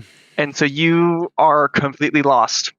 Can I attempt to use my armor to like unlock a connection, something? I don't know. Do you think that should be possible, that your armor knows how to speak the language? The way you described the atmosphere stuff that armor is doing. If it knows how to change the atmosphere into oxygen, it knows their language. so maybe, but he can't communicate to you well, right? He just communicates in like beeps and boops kind of a thing. Like the armor, the armor. So maybe he could give you like the general feeling of what's going on. But yeah, okay, I like that. Yeah. So I think should I make a roll for that? Let me kind of give you no, there's no roll needed here. There's not really stakes here. It's just flavor. And I don't know what you'd roll either. I mean, you could roll Pierce the Mask. That seems I was thinking weird. Freak for like using powers, right? Using the armor. No, I think this is just something it knows how to do. Okay. Yeah, I think it makes sense. Like if the armor was ever to get like a voice of its own, it could probably provide actual translation, but it just gives me impressions for now. I will say one of the functions for using your powers is to extend your senses. I don't know if that is what's happening here, but just that was kind of my thought. Is that so? I think it makes sense that the armor understands what they're saying, but just is only communicating to you in the way it knows how to. I don't think there needs to be a roll for that. But if you wanted to roll for, can my armor now speak English? I just don't think it. I feel like it is like changes what we know about the armor. Yeah, but I agree. If that's something you're comfortable with doing, then that's fine. Yeah, I feel like that's a future thing. And so here, I'm kind of interested in rolling this simply to be like, does the armor, like, can I, like, nudge the armor into giving me impressions as opposed to just sitting there passively and understanding what's, like, obviously the armor does understand what's going on because it's alien. But can I roll to, like, get it to tell me, like, get it to give me the impressions in the first place because it's maybe never thought to do that before? Sure. Yeah, if you want to roll. Well, because I want to maybe feel like you want to roll advancement. If I that's what I figured you were trying to pull. Right, because like either way, I get to do the thing anyway, or I get an advancement. Yep. Oh, also for Bastion and Left Wing, go ahead and clear your conditions from the school stuff if you haven't already. If I get one more potential, I get an advancement. All right, go ahead and roll Freak then. I have a -1 in this, so wait, I didn't get to fail a Pierce the Mask on. I'm just kidding. Yay! Perfect. Yeah, so I think basically it's like I attempt to reach out with my senses, try to figure out what's going on. But like the armor just isn't paying attention to me, doesn't realize, like I'm trying to communicate to it like what I want from it, and it's so young and like inexperienced with our bond still that like he doesn't understand what I'm trying to get it to do. Sure. See, the issue is here. What do I give you as a as a consequence for this? It doesn't understand the right thing. I mean, there could be a moment that I should speak, and maybe I wait a little bit too long. Maybe I have a -1 or something to whatever roll I need to make here to be initiated or whatever. He thinks he's going to be executed. I think at a certain point you see different young aliens start to stand, and I think you really embarrass yourself by standing as well, but you're not supposed to. Okay, yeah. So you should mark a condition. Okay. I assume insecure. Insecure, yeah, that's a good one. Yeah, so I'm like, oh, all the young people. Okay, I'm a young person. Yeah. This was not okay. Like, so why? How do I tell that I'm not supposed to stand? Maybe Vulcan just like sits you down. Yeah. Vulcan just does this. Is Vulcan next to me, or I thought I was like sitting away? He's in the center of the room. Remember? Oh, he just gestures to me. Is that what you're saying? Yeah, he just does this to you. Yeah. Okay. Why do the young aliens stand up? Like, what was it actually? You don't know. They just stand up and then they sit back down. I was gonna tell you what was going on, and you decided you wanted to get XP instead, so you don't get to know anything about this meeting anymore. Totally fine. I think it's more interesting. Just feel free, like, describe what's happening, and I'll make my own conclusions about what's sure. So the different young people are standing, and then at a certain point, they start talking a little bit more heated, and Vulcan does this to you. Okay, I quickly get to my feet because I probably hesitate for just a moment. I'm like, you're actually telling me? Oh, okay. Mm-hmm. Yep. And especially the 5 center chairmen all seem to be arguing with Vulcan. Mm-hmm. And then at a certain point, they have like let me think this through. I had a bunch of stuff that you were going to get to know. I love ruining plans for Connor. No, that's fine. I just am trying to figure out if I should ever communicate this stuff to you or not, or if you're just going to be in the dark. Yeah. Maybe just describe what happens and then he can draw. Well, yeah, I'm trying to figure out what exactly he would see because he doesn't understand what they're saying. So I'm just trying to figure out. All right. Does he see them do anything, or? I mean, I'm sure they do something, right? So I think at one point, Vulcan just comes over. Well, they argue for a bit, and then we'll do it that way. They're arguing for a bit. Man, yours is going to be so much shorter now. Arguing for a bit, and Vulcan or the chairman like turn in their seats towards the like big lava door thing, and it opens, and a bunch of the young ones like start going towards the gate and like make a line. Or no, maybe don't make a line. Just one of them goes down and walks through the lava gate, and it comes down. The door opens up and he goes through, and then the door closes, and the whole like wall, including the door, like the lava just like seeps into the wall, and it becomes like transparent. And you see like in the middle of this like area, this like it looks like a different kind of, how did I explain it? It's like kind of like a dome within the volcano, and there's like the lava in the center of the volcano, and this young initiate like walks in, and a different door opens up that you can like kind of see from the side, and a giant like 4-legged armored orange glowing beast like comes out of the door, and this initiate the lava. Sorry, go ahead.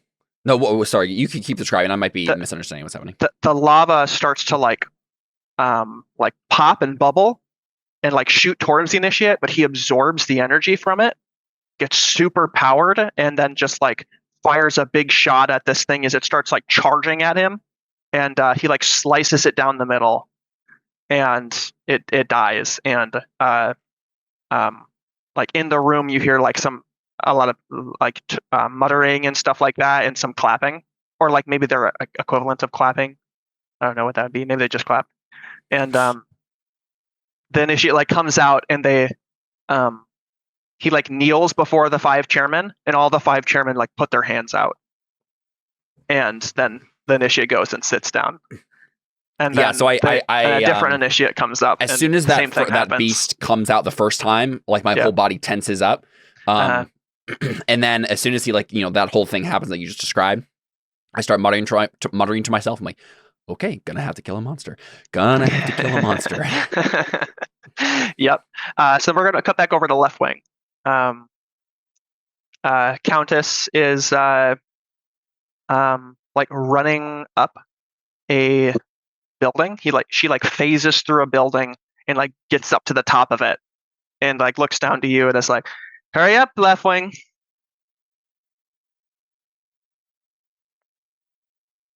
We're going on patrol. Yeah. No time for slacking off. I swap spots with her. She gives you a little. Do I have to roll? No, there's no. Okay, then I turn and I say, "Hurry up, Countess." Yeah. And she like folds her arms at you, and then like folds up into the building again, like she like inverts into the building, right? And then she runs up the wall and nice. Pops out at the top again.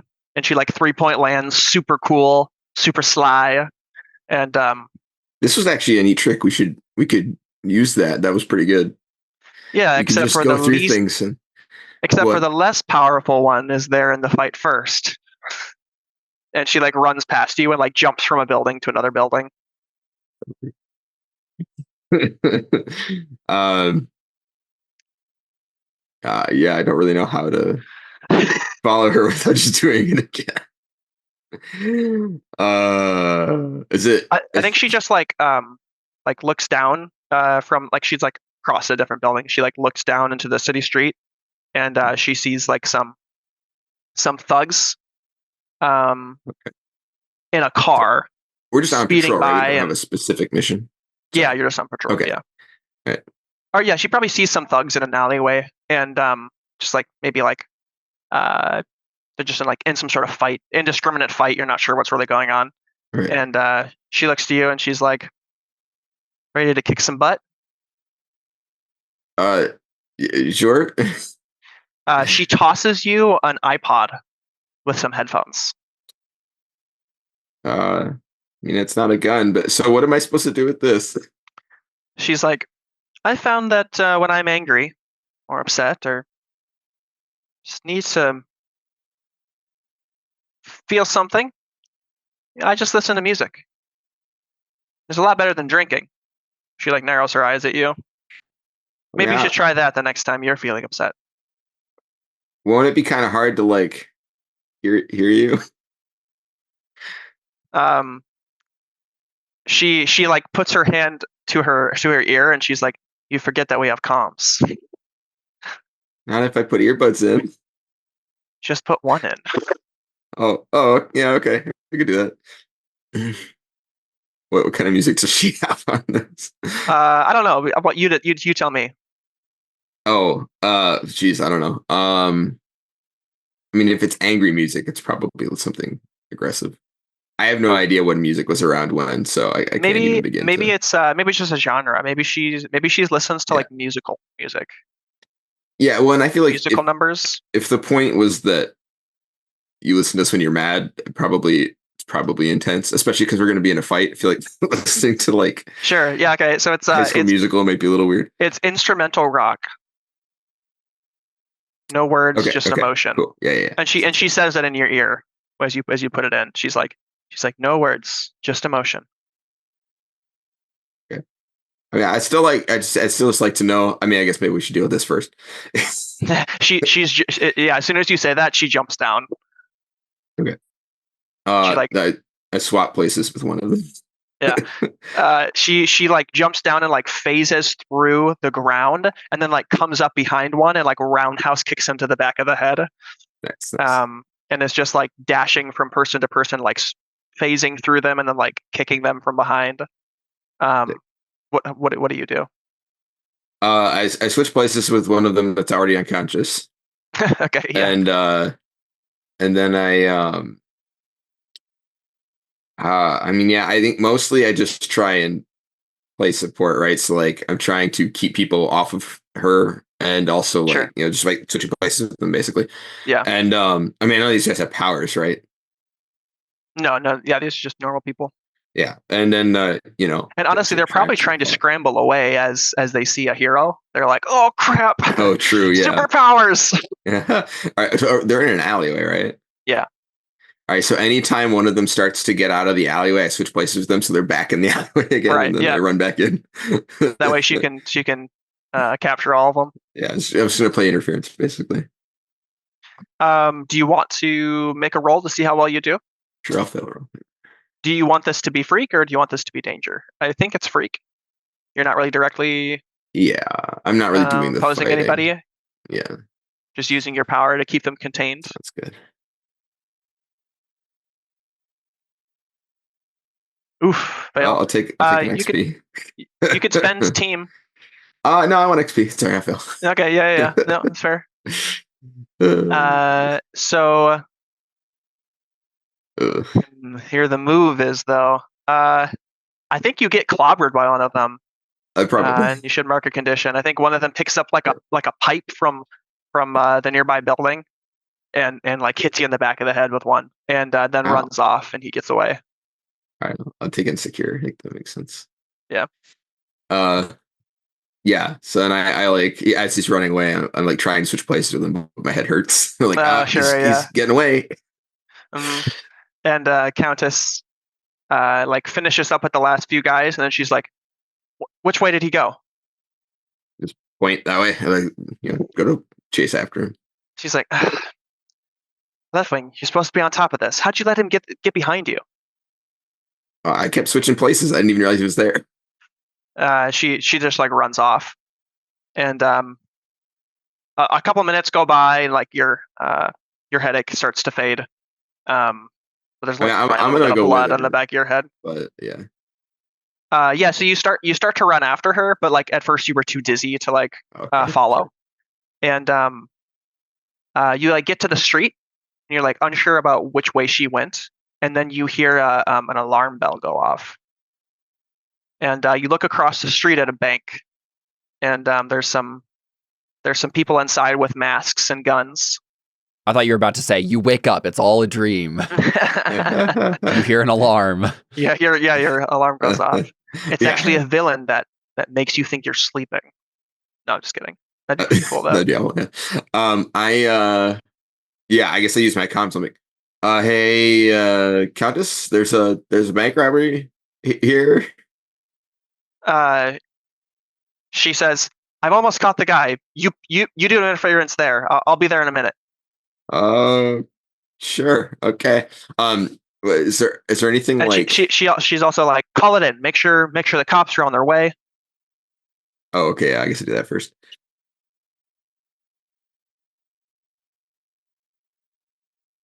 Yeah. So I pull out my phone. I called 911, and then altering. So what kind of guns do they have? 9mm. Cool. I look for like anything hand, like a brick sized, right? That's lying around. Anything at all, really, or even just close enough that I can use it. Yeah, sure. You find something similar. Okay. How many are there? I think there are 4. Okay. Yeah. So I try and find a couple items while the phone is ringing. Are they like shooting people actively, or are they just no? They're putting money in a bag. Okay. They got people, all the people like up against the wall and stuff like that, and they're putting money in a bag. And there's one guy that you seem pretty obvious that he's the leader, and he's got like tats up and down his arms, but you can't see his face. Cool. Yeah. So I find 4 gun-sized objects as rapidly as I can, and then while the phone is ringing, and then I assume that they answer before I get all those things. But hey, I'm at so and so address. Yeah. I'm at 421 West 21st Street. 21st Street. I guess all the words fell out of my head. And there's the bank robbery. Okay, bye. Yep. They're like, wait, who is? And then I take all 4 items and I put them in front of me. And I look at them, and then I'm gonna try and swap all their guns out as fast as I can with the like bricks. Yeah. Or whatever. Yeah. Go ahead and roll. Okay. There's some stakes here. Yeah. Yeah. If I only get one of them, that'll be a problem. Well, you've done stuff like this before without rolling, but there's definitely stakes here. No, yeah, for sure. 8. Nice. Yeah. So take all of their guns, and they're all just holding bricks. I pick one up and I put it in my pocket. Nice. Okay. Yeah. So I guess maybe you're looking, and they're all like holding bricks, and they're all like looking around, like, what in the world? And the guy with the tats, you glance back over at him, and the brick is gone, and there's a gun in his hand.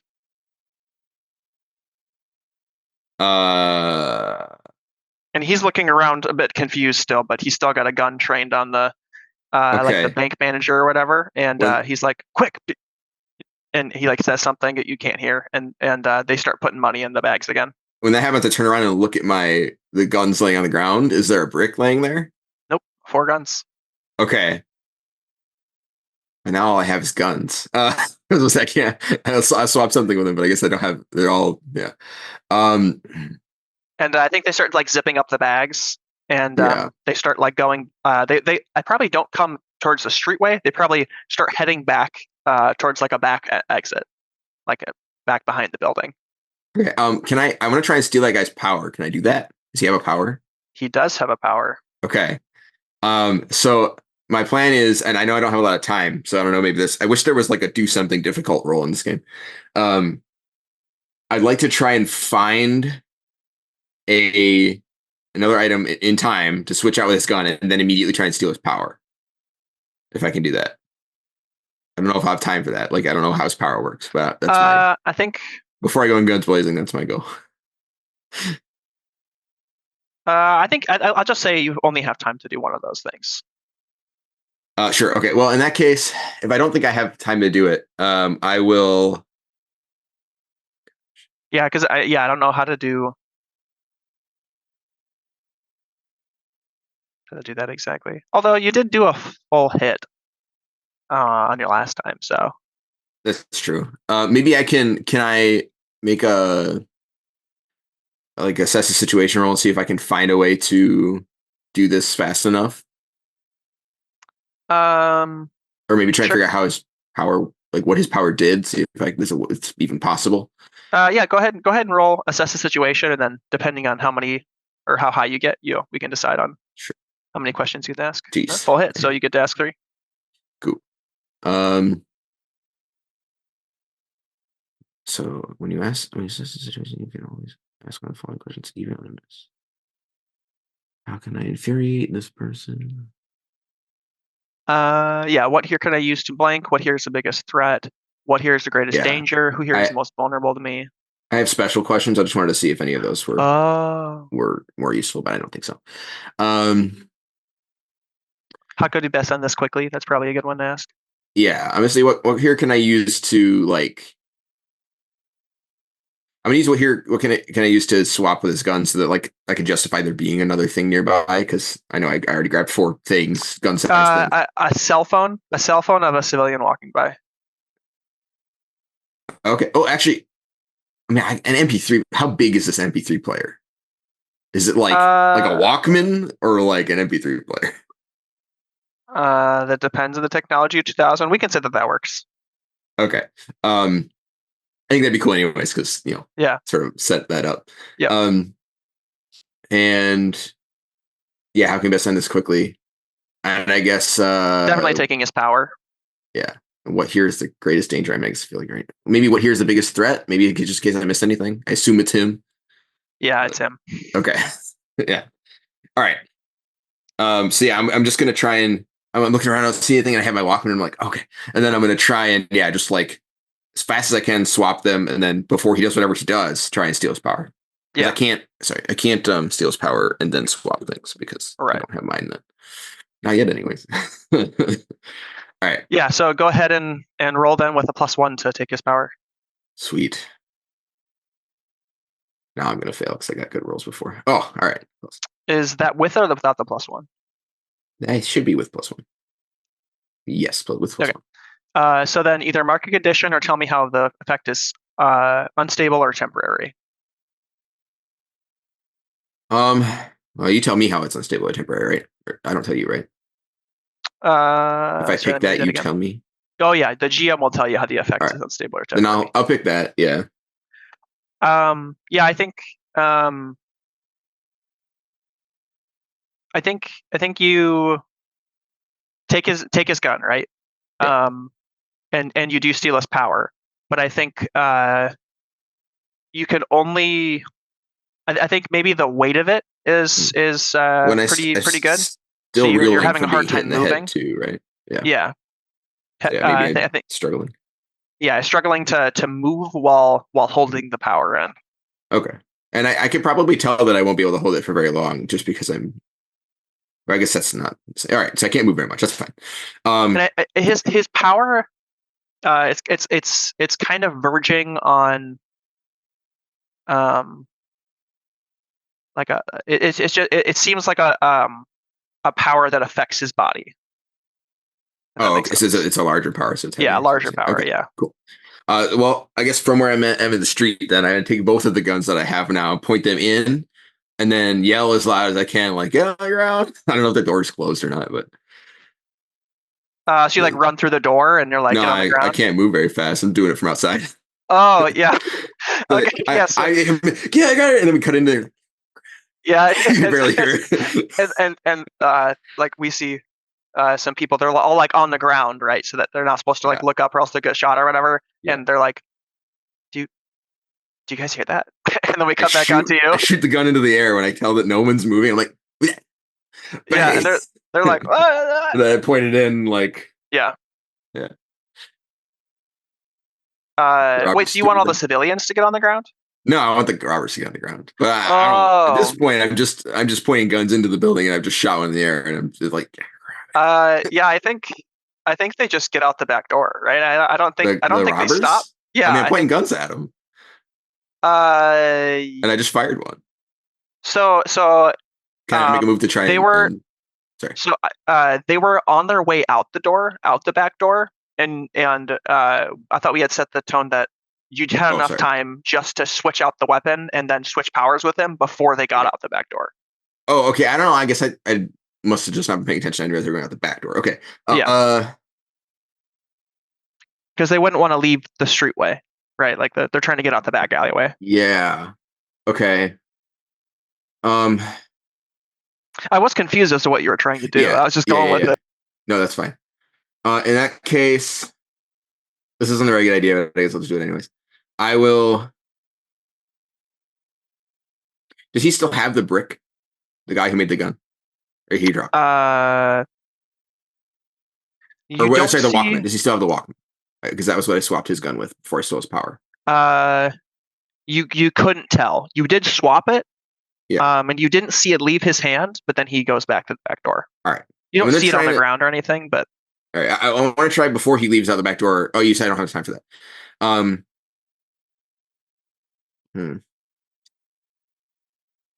Should we cut to Bastian and you think about this for a bit, or? Sure. Yeah. All right, Bastian, are you ready for some betrayal? Wumbo thumbo. I don't even know what that means. Me neither. Okay, so you land the jet right into this new city. I didn't know I was a pilot. Well, okay, the pilot lands it, and you get out at this airway, and Soul Impact meets you at this runway. We know each other, right? Nope, you've never met this guy before. Oh, which I thought one of us had met Soul before. No, he worked with somebody else, but I don't think it was any of us. Oh, okay. Like one of the other students, I think, had met him or something. Pull a token out. Well, this is the guy. Polite greeting and I'll offer my hand. in the typical American fashion. This token is hard to get the grasp of the picture, but that's fine. Is that like a capybara? What is that? It's a capybara. Whatever. A capybara? Yeah, so you, I'm sorry, Jared, what were you saying? Oh, I offer him the standard American greeting. Oh, yeah, handshake? Yeah. Yeah, he shakes your hand, and the first thing you notice about him is he's not wearing pants, and he's got some very hairy legs, with he's like webbed hairy feet. That's interesting. I try not to stare. Yeah. He says, "Hey, Bastian, good to meet you. I've heard a lot about you." I hope good things. Yeah. You seem like a powerful hero, and you can handle your own in the streets. Guess we're teaming up today. And he like turns to Dragon, and he's like, "Hello, sir. So far I've been able to handle the streets. But I'm very much so looking for your help today." And Dragon nods, and he says, "Come with me." And probably like gets into actually, he probably just starts flying with his firepower. So just like start patrol. Just assumes that you guys will follow along behind him. I like static shock, make like a little disc of carbon to like try and levitate after him. Sure, yeah, go ahead and roll freak. Oh boy, I have to roll for the oh man. You don't have to. If you don't want to, that's fine. I just thought this doesn't seem like something you've ever done before. Oh, okay. Yeah, I just thought this was a. To be fair, yeah, this should just be flavor. It'd be really lame if you fail this and don't follow him. So yeah, you just follow him. Yeah, that sounds super cool. And Capybara legs over here. He just starts like jumping after you guys. Wait, so his legs are capybaras? His legs are capybara legs. Oh, so okay. They're capybara legs. They're not live living capybaras. Yes. No, they're not living capybaras. Like a man on top of two it's like capybaras a moving. like a satyr. Imagine a satyr, but he's a satyr. Satyr, yeah. Sorry. This makes a lot more sense. Yes, I understand now. I was very disturbed. Yeah, sorry, I didn't quite explain that well. It seems. Why is his name? I knew what you meant the whole time. Why the image has actual capybaras, so it's yeah, that's a because I couldn't get his legs to be capybara legs. I understand why. I get it. His name's a pun. Yep. Yes. Soul impact. Like the sole of his feet. Yes. I get it. It's spelled SOLE. Yeah, I looked at the spelling. I'm like, oh. I see. He's got feet power. Yeah, he's got feet powers. That's right, Jared. Yeah, that's right. Just ruined another character. Wait, what'd you say? So yeah, my baby did not like this character. Oh no. Oh man. Do you need us to cut away? No. Okay. So I think Dragon starts patrolling, and he waits for you guys to follow after him, and he's like looking around the city, and he like points out an alleyway of thugs, and he's like, "You two, take care of them." So, he probably says his full name. So Impact. Where did Koi Fist have his battle with the villain? Where did he get hurt? And he's like, I think Dragon is like hovering over a building, and Soul Impact's like calling up to him. He's like, right over there on Main Street, in that alleyway back there. Why? Are you going to go investigate?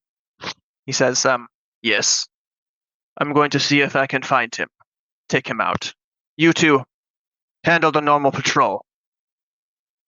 See if you can't best those thugs. And you just see some normal people, probably robbing a car. Let's put it. They're trying to pull off some Grand Theft Auto. Okay. I tried to crime. Very, very quickly just like make a bunch of carbon chains out of the surroundings and like chain them up so we can follow Dragon. Oh sure, okay, yeah. You're just trying to lock them down real fast. I mean, they're just normal people. Yeah. Go ahead and roll freak. Okay. Can I burn? What's it called? Blaze. I don't know. When you charge up your powers, roll plus conditions. You currently have marked on a hit, hold 3 burn. On a 7 to 9, mark a condition. On a miss, hold 2 burn and mark 3 conditions. So you can roll that if you'd like. You have 1 condition. Do you have it? Oh yeah, you have insecure. Oh wait, no. Did you mark that, or you just haven't? I'm sorry, I haven't unmarked it. Yeah, that's fine. I can unmark it for you. My screen is set a 9. Yeah, that's fine. Yeah, you can roll burn if you'd like to. This could be a bad start to the day. Oh wow, full hit! Look at that. Okay, so on a hit, hold 3 burn. And I'll read quickly. Actually, that is not a full hit because you rolled plus conditions while insecure was still checked. It seems. Right, so okay. That is actually a. Give me 1 second. 7 to 9. Okay, yeah. What does a 9 do? On a 7 to 9, mark a condition. But I assume you still hold 3 burn on a hit. Oh yeah, on a hit, hold 3 burn. On a 7 to 9, hold 3 burn and mark a condition. All right, my baby is putting the microphone thing in her mouth. We can still hear you. Yeah. Okay. So, afraid, angry, guilty, hopeless, insecure, or you could. Insecure is the only thing that would make sense because Dragon's trying to ditch him. Sure. Yeah. Or you could get hurt. I think you can mark that one as well. What's hurt? Don't you have a special hurt condition because of the damaged? I'd have to mark the Doom track to do that. Yeah, that's a move from another playbook that he did his little cheat thing. Gotcha. Okay. Yeah. So yeah, don't do that one. Yeah, I'll just do insecure for now. And then freak. Yeah. Do I get a +1 for soul helping me? No, you do not. Darn. So he's just standing there like a chump? No, he's helping you, but he's just you're specifically trying to round them up fast, and so you can follow Dragon. And Dragon's super fast. Also, narratively speaking, you don't just get a bonus for everybody that's also in the fight necessarily. Yeah. That's what team is for. I wouldn't. Okay. So do we each have an individual team point, or do we all have? I think you guys can each have 1 team. That's fine. Not everybody can use it though. Yeah. Like Caleb for sure. I can't steal Caleb's team. Right. Yeah. I mean 9's fine. So you rolled a 9. Yeah. Right? Yeah. So that is either mark a condition, or I'll tell you how the effect is unstable or temporary.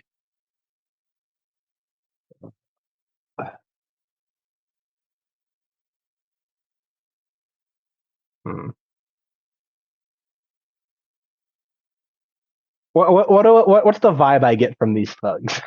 Why don't you roll superior to assess the situation? Okay. 8. You can ask 1 question, I think, from the list in basic moves. Assess the situation. Yeah. On a 7 to 9, ask 1. Take +1 while acting on the answers. What here can I use to blank? What here is the biggest threat? What here is in the greatest danger? Who here is the most vulnerable to me? And how could we best end this quickly? Oh, I should have assessed the situation first and gotten a +1 to that roll. You were trying to be fast. Yeah. Okay.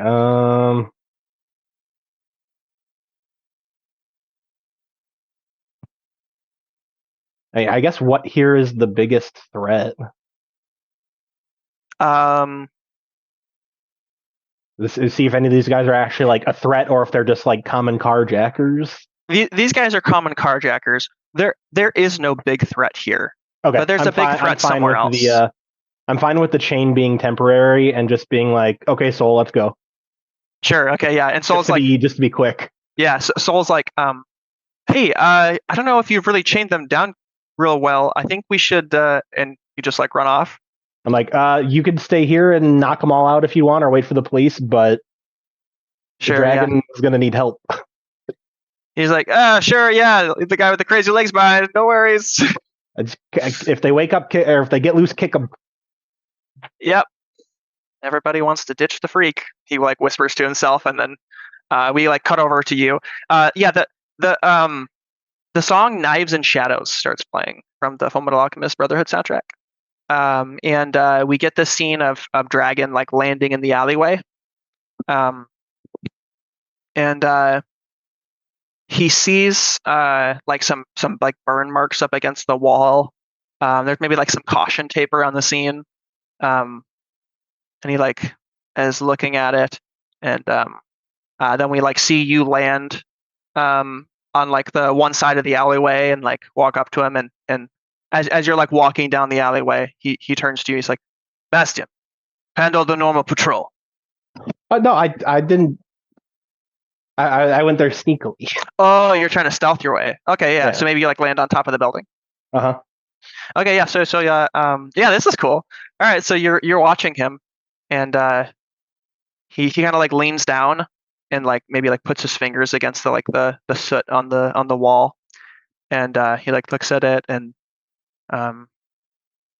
he's just waiting and thinking, and then you see someone else like walk in the alleyway, like like farthest from you, and he's got like a cloak on, and he starts walking towards Dragon, and he takes a few steps and stops dramatically, and Dragon turns and looks, and a huge blue flame erupts from this man behind the cloak. It burns the cloak off, it burns the shirt off his back, and the fire funnels into the building windows, funnels into the sky, and you just barely get back in time. Actually, no, I'm going to make you roll. You can tell me what you do, but yeah, a huge funnel of flame flies up through the alleyway and then through the buildings. Huge explosion. Would it hit Dragon? You're unsure at this point in time if it's going to. Well, it's for sure going to hit him. You just don't know if he's going to be able to get out fast enough. Okay. Get out fast enough. I assume I'm fairly familiar with his powers. How like fire retardant is he? He has great mastery over fire. You've seen him take out other fire villains before just by using their own fire against them. Okay. So it's safe to assume that he has should be able to firebend this away. Yeah, firebend this away and keep himself safe with like a fire shield. But you don't know if he noticed in time, and you don't know if you've ever seen him get out of this much fire before. So I think it's borderline in your mind what you think is going to happen. I think it could go either way. Mm-hmm.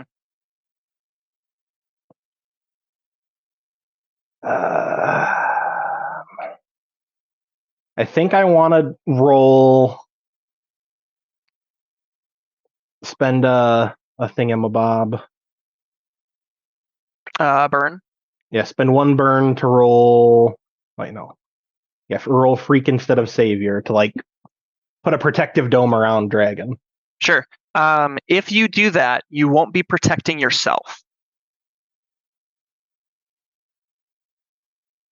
Yeah.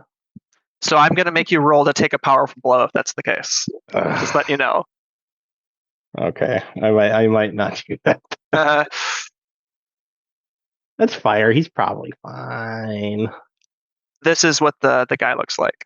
Okay. Who emerges from this fiery inferno. Dang, oh no, he's hot. Oh no. That's hilarious. It works on so many levels. It does. Okay. I'll just roll freak to like protect myself. Okay. He looks Asian too. Is he Asian? He is Asian. Are you rolling? Are you using burn to just get a 10+ on it then? Is that what's going on? I'll roll freak. So you're not going to use your burn? No. Oh, okay. I don't need freak. Yeah. Hiya. Let's go. Wow, baby. nice. Full hit. Okay, yeah. So you you create yourself a carbon barrier and you protect yourself from it.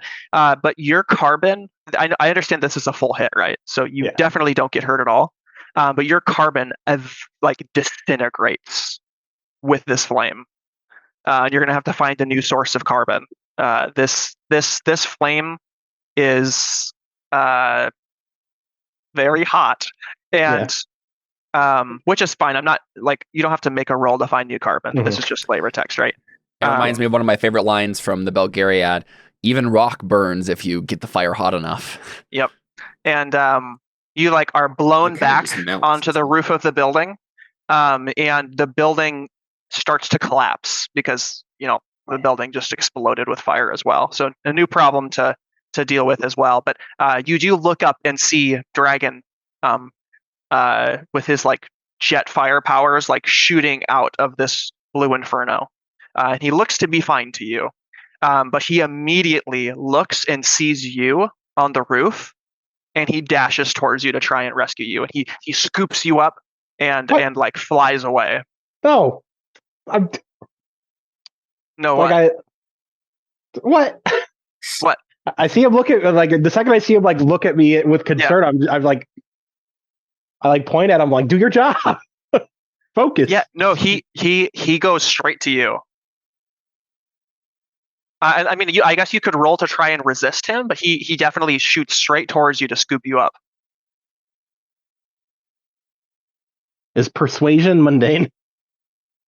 I don't know. No, it'd be provoke someone, so that'd be superior. No, okay, yeah, I'll like when I see him look at me, I'm just like, no, focus on the mission. I'm not sure if there is a role here. Yeah, I don't think there is a role here. I just don't think he would be convinced by you. He is 100% just looking to, and I think in out of character, you know why, but Bastian doesn't know who this person is, right? Mm-hmm. Yeah. So yeah, that makes perfect sense that you're like, what are you doing? But do I have time to throw an attack at the man before he gets to me? Like as he's like flying to me? At the bad guy. Sure. You this isn't a roll though. You shoot some carbon, maybe like from the top of the building, like maybe some of the rooftop pieces. I just pull all the carbon from the smoke.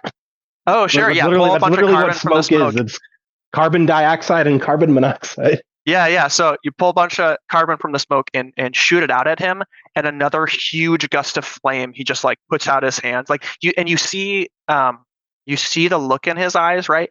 And you see, this is what you see, right? You see this face. The flame is like radiating from his body, and like his eyes look blue, and there's like certain parts of his face that are like glowing blue as well. Mm-hmm. Are those tattoos, or are those just like weird glowing bits? That is flame. Okay. Yeah. And you shoot the carbon at him, and he just like puts out his hands, and another huge gust of flame shoots out towards both of you, and Dragon has to like really push himself to like get out of the flame blast. Mm-hmm. I do like that Jared's character can manipulate carbon, because Dragon has fire and he can do smoke. Then that's pretty cool. Yep. So I think while Dragon is holding you, he's like, Bastian, this man is not to be trifled with. I'm giving you to Salt Impact. He needs to get you out of here. I can need to handle the city. Get as far away from here as you can. And he like definitely like drops you where Salt Impact is, and there's like the 4 thugs are like beaten up on the ground, and he like turns just in time for Dragon to like drop you on him, and then just like flies away back towards where the villain is. What a bum lunch. Mm-hmm. We're gonna cut away to Palladium. Actually, this you have to leave at 11, Gil. I can probably stay a little bit longer. Carly is leaving at 11, but Finn's probably will be occupied in the next room watching Little Bear or something. Okay, so we have a few more minutes than 11. Is everybody I'll let you know when I have good? Yeah. Or David, do you need to end at 11? Because we started earlier? Okay. All right, so yeah, we'll cut back over to Palladium. We'll get 3 scenes real quick, and then we'll wrap up. Cool. This is gonna in the show, right? If this was a show, these scenes would be melded together Like we'd be jumping back and forth a lot more quickly. Yeah. The editing starts to pick up. So Palladium, it's your turn, and we cut to you, and the lava fills up the door and opens, and Vulcan steps up to you. I think he hasn't done this with anybody else, but he like steps up to you. Yeah. He puts a hand on your shoulder and he says, "I told them that you have the disadvantage here, but they've insisted, even though you are human, that you must face the same trial." And I say a little shakily, I say, well, that's good. And then their expectations are lower, and when I still beat them, they'll be impressed. And this trial is not just killing the monster, it's also quelling the volcano. You understand that, right? Sure. And inside I was like, I'm thinking, nope, had no idea that was part of it. And your armor is afraid. Yeah, so I say, so just control the thermal energy. That's easy. But this isn't normal lava. You know that, right? Right, magical lava. Got it. And I'm just like talking fast, and I'm like looking at the lava, like just like, it's gonna happen. It's gonna come out any second. And I think Vulcan's just like very unsure. Like he I don't think you've ever heard him say, "You know that, right?" I don't think you've ever heard him say that before. He always just is like saying things. Mm-hmm. He's never like really asked you many questions, so he's nervous for you. But yeah, you go ahead and step into the room, and there's the lava starts to like boil up again, and the different door opens in a big hulking. It's kind of like alien rhino, but it's like armored, and there's like that not purple, sorry, orange lava energy like in the cracks of its being, and it's like, and when you say it feeds rhino, off the same energy. Do you mean like on all fours rhino, or like rhino on all from fours? Oh, okay, all right. I think I was imagining like rhino from Spider-Man. Like, yeah. No, not that. Yeah, it's an animal. Okay. Yeah. So I just took an advancement, and I got a move from the soldier playbook called More Than a Shield. When you directly engage a threat by heading directly into danger without regard for your own safety, roll with Savior instead of Danger. It's the only way I'm making out of here alive. Nice. Very cool. And I hope you didn't forget that your Savior is currently a -1. And your danger is at 2. When you affirm either your heroic or secret identity to switch you switch your mundane with your mask's label. I'm obviously going to do that right here. Yep. So what are you doing though when you do that? I mean, this has been always kind of. I mean, this entire thing has been like, okay, you know, we've seen this visor the whole time, right? It looks like I have an astronaut helmet. Yep. And I take the visor breath. Like solidify in? Yeah, I take a deep breath, and I'm like. Palladium, like not John anymore. I'm Palladium, and then I like that. Yeah, helmet comes down, fills in. I look like a knight now, No, I mean it's still daytime. Sorry, I had to get that in there. All right, that's the last time. Okay. And I'll go ahead and switch. With Savior. Yep. I guess Savior's not a +3. I guess my danger is at 2, so that's not too bad. But it's still being better to have a 3. Okay, so here I'm gonna set up some rule stuff here for this situation. Gonna make some boxes or something maybe. Here's my move, by the way. When you directly engage a threat by heading directly into danger without regard for your own safety, roll with Savior instead of Danger. On a miss, your focused attack leaves someone in grave danger. The GM will tell you what it takes to keep them safe. Nice. You don't even have to pay the consequences of that move. That's nice. Somebody else just gets screwed over.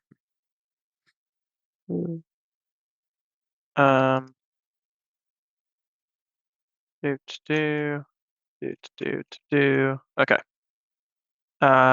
Caleb, this top one is here for you. How do I move that? So move that.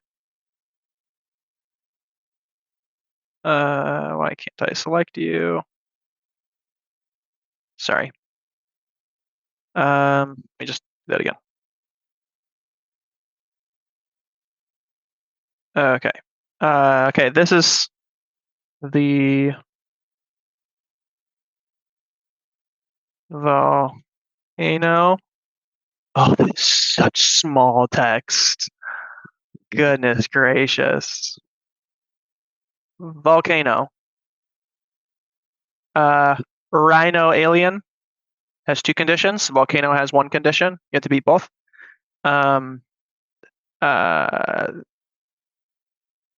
This is for you, left wing.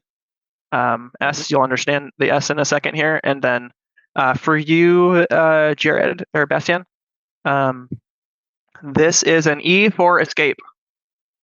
Wait, what? This is an E for escape. So there are conditions. These are all condition boxes, right? So the Rhino has 2 conditions. The Volcano has 1 condition. Left wing, your enemy here has 2 conditions. Right. And then E for escape. There are a couple ways that this can go down. You defeating this villain is obviously not in the cards. There's no way that power level wise that it's feasible for you to engage this threat in any way. You certainly can, especially if Bastian wants to try and do that. You definitely can try and do those things. But essentially, you need to get these 3 boxes filled in order for this encounter to end. There's a couple ways it can end, though. One of them is escape. One of them is just buying time. So I want to set up the mechanics of that right away. Okay. All right, so Palladium, tell me what you do. So the volcano starts to boil, right? And the Rhino starts to stomp its feet or whatever, and starts to charge at you. What does Palladium do? I'm definitely just going to I'm not thinking about it. I'm just letting my armor do the work. I'm just fading into the powers and just charging in without heed of my own safety. We also get the song Vivi Unrivaled from Vivi Fluorite song, Vivi Fluorite Eyes song. That's the song that's playing for this scene for you, Palladium. Cool. Can I roll Savior then with that? Yeah. Absolutely. No bonus or penalty? No bonus or penalty. Hey! Full hit. So it's sort of when you directly engage a threat, what are the rules for that one? Resist or avoid their... so you pick 2. On a hit, trade blows. On a 10+, pick 2. Resist or avoid their blows. Take something from them. Create an opportunity for your allies. Impress, surprise, or frighten the opposition. Sorry, It all went right over my head. I need to look at it. So you trade blows. So you're going to inflict a condition on him. You can either choose to resist or avoid their blows, take something from them, create an opportunity for your allies, which is not really a point you can do, or impress, surprise, or frighten the opposition. Okay, and so this is the fight is going to continue on because the Rhino still has 1 condition left. Correct. If you want to say impress, surprise, or if you want to impress the audience, that could be something you do there as well instead of the opposition.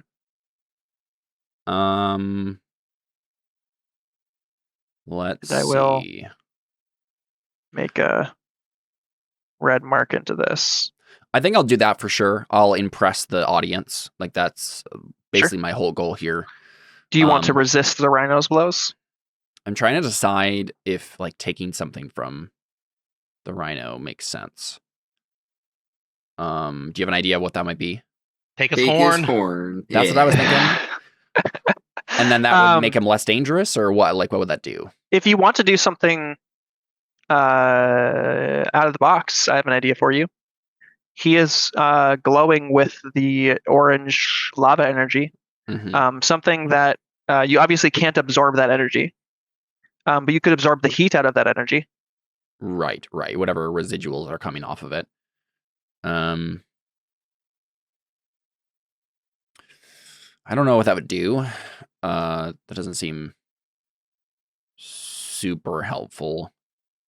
I think I definitely am. It feeds off of this energy. Honestly, if you drained the heat out of this being's body and where he, exists and lives off of this energy, I'm pretty sure he'd just die. Okay. Yeah, I mean, that's fine. That makes sense. I think I was probably already in thermal mode because everything around me is just heat and lava and stuff. So I was already my armor was orange and whatnot. So yeah, that makes sense. I think because like I don't know if what's his face Palladium is super. I guess he has a 2 in danger right now, but he's usually not like the guy who goes out in front and like punches people, and he's not like danger guy. He's savior guy, right?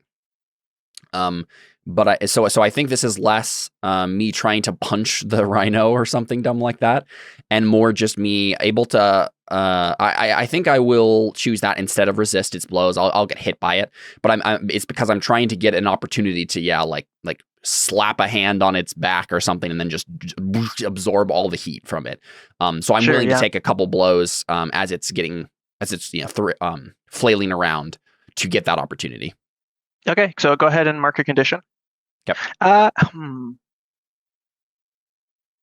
I don't know. I might make you roll to take a powerful blow for this one. You're getting charged by an alien rhino beast. Yeah, that's fair. But that seems kind of mean. No, that's fine. Well, because if you roll to take a powerful blow, you could just be out of the fight. I have an idea for a failsafe if Palladium fails like this test here. Okay. All right. Yeah. Go ahead. Take a powerful blow. If you don't take a powerful blow from getting hit point blank by a rhino alien, I don't know what you do take a powerful blow from. All right. So that's not as bad as it could be, right? Yep. So you choose either to lash out verbally, provoke a teammate to foolhardy action, or take action, or take advantage of your influence to inflict a condition. So that's only for people around you. You give ground, your opposition gets an opportunity, or you struggle past the pain, mark 2 conditions. I think I might just mark 2 conditions. I might be totally beat up by the end of this, but sure. Yeah, okay, I'm gonna do afraid and angry. Okay. So the only one I'm not is hopeless. You only have 1 condition left to mark? Yep. Holy crap, Caleb. Which is good because hopeless is the one that I use to unleash my powers. Or hopeless would be the one that would give me minuses to unleash my powers, and that's the thing I need to do next here. So. Okay, yeah. So, all right. So I'll tell you how this goes down. So obviously you get charged by the rhino, right? I'm assuming you're trying to. How do you do damage to it? So obviously you absorb the energy out of it afterwards, but how do you do damage to it? It charges you. Do you try to absorb some of the kinetic energy and blast it back at him? Yeah. Maybe you take off a chunk of his armor.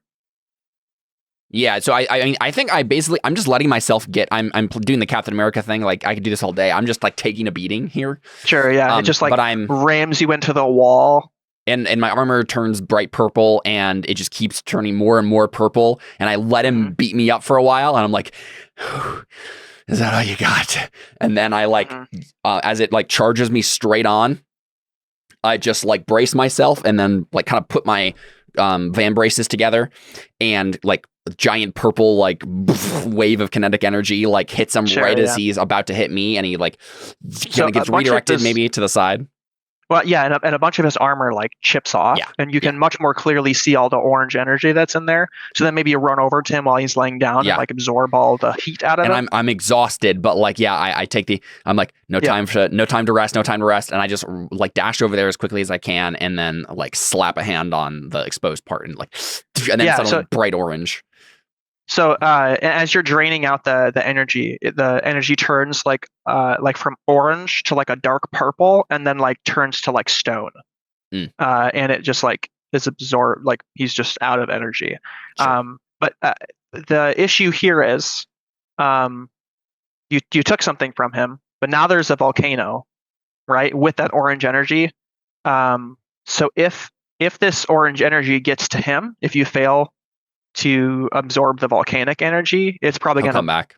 He'll come back. Yeah. Okay. Yeah. So from there, let's cut over to left wing. Yeah. Let's leave it at that cliffhanger there. Left wing. How do you get? I mean, what's your next move here? They ran out the back door. You've got 2 guns. Yeah. I think I'm going to. I'm hoping that he's tossed the Walkman and doesn't have anything to turn to a gun, or however he did it before. Mm. And so I'm going to drop his power and then switch places with one of the hostages. And then follow him out the back door. Nearest to the back door. Yeah. Yeah. And then just run out there and be like, nobody move. Sure, yeah. Yeah, okay, so you run out the door, and obviously the guy you teleport with, we just see him, he's like, oh, I'm saved! And you run out the back door, and there's like a getaway car, right? And everyone's in it except for the guy with the tattoos on his arms. And okay. I want to shoot the tires. He's got like he's got like 1 foot in the car, and he like turns and looks at you. Okay. And he's like, I can't believe it. And you shoot the tire. Yeah, I'm like, believe it. yeah. You shoot the tire. I'm not going to make you roll for that. That's there's no when you. I mean, you could potentially do when you directly engage a threat, but I think it's just more interesting that there's not really. It's not hard to shoot a tire with a gun when you're standing right next to it. Fair. So you shoot the tire, and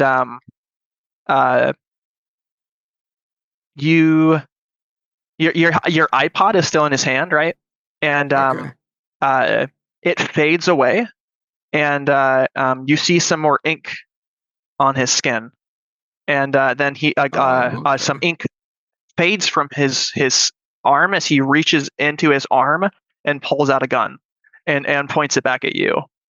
Okay. And he says, I can't believe it's really you, Alan. And he pulls off his mask, and you recognize him from the school you used to go to, John's school. Great. And it's one of your like troublemaker buddies. He's always trying to get you to do illegal things and steal from the cafeteria. It's just always he's like left wing's bad influence in school, right? Great. Okay. And he says, dude, he says, Alan, when I heard that you got powers, I knew this whole society was a sham. So, what do you think? I found my own serum. And I've got quite a cool power, don't you think? And I'll show his picture.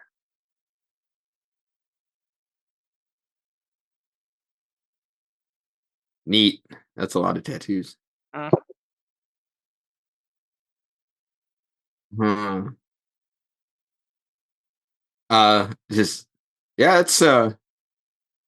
pretty impressive.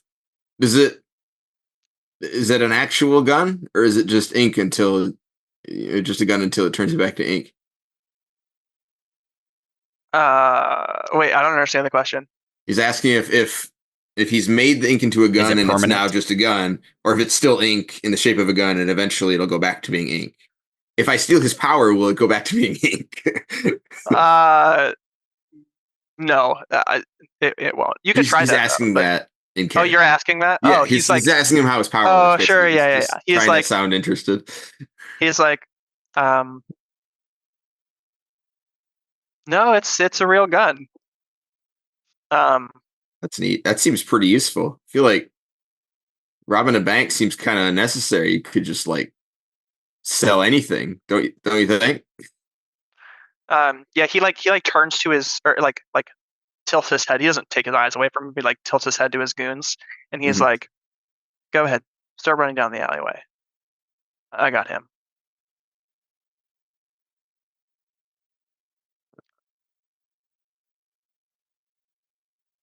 And they kind of like look to you, like, "Are you going to shoot us?" But then like start to slowly like move away with the bags. Yeah. And, yeah. What does left wing do? And I think oh man, I forgot to give this guy a name. Let's say his name is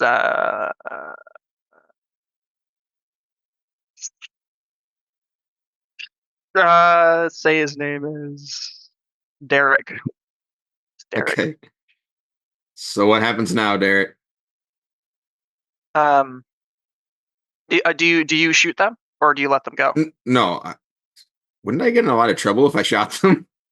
Well, it depends. They're not like they don't have guns anymore. It depends if you got away with That's true, yeah.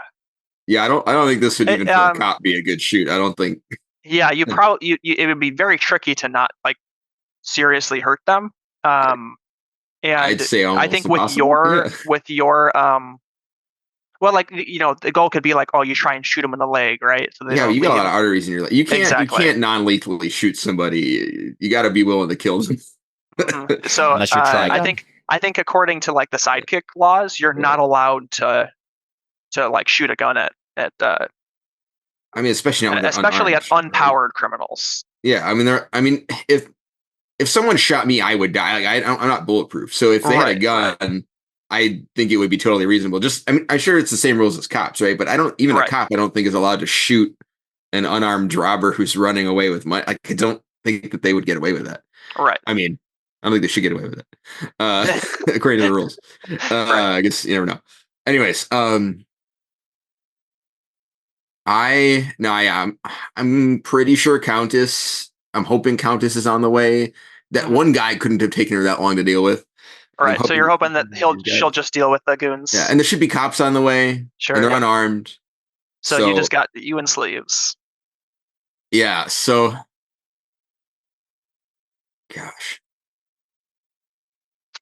So I think if you're hesitating here, he says, "Man, I cannot believe they gave you powers. What'd you do to trick them?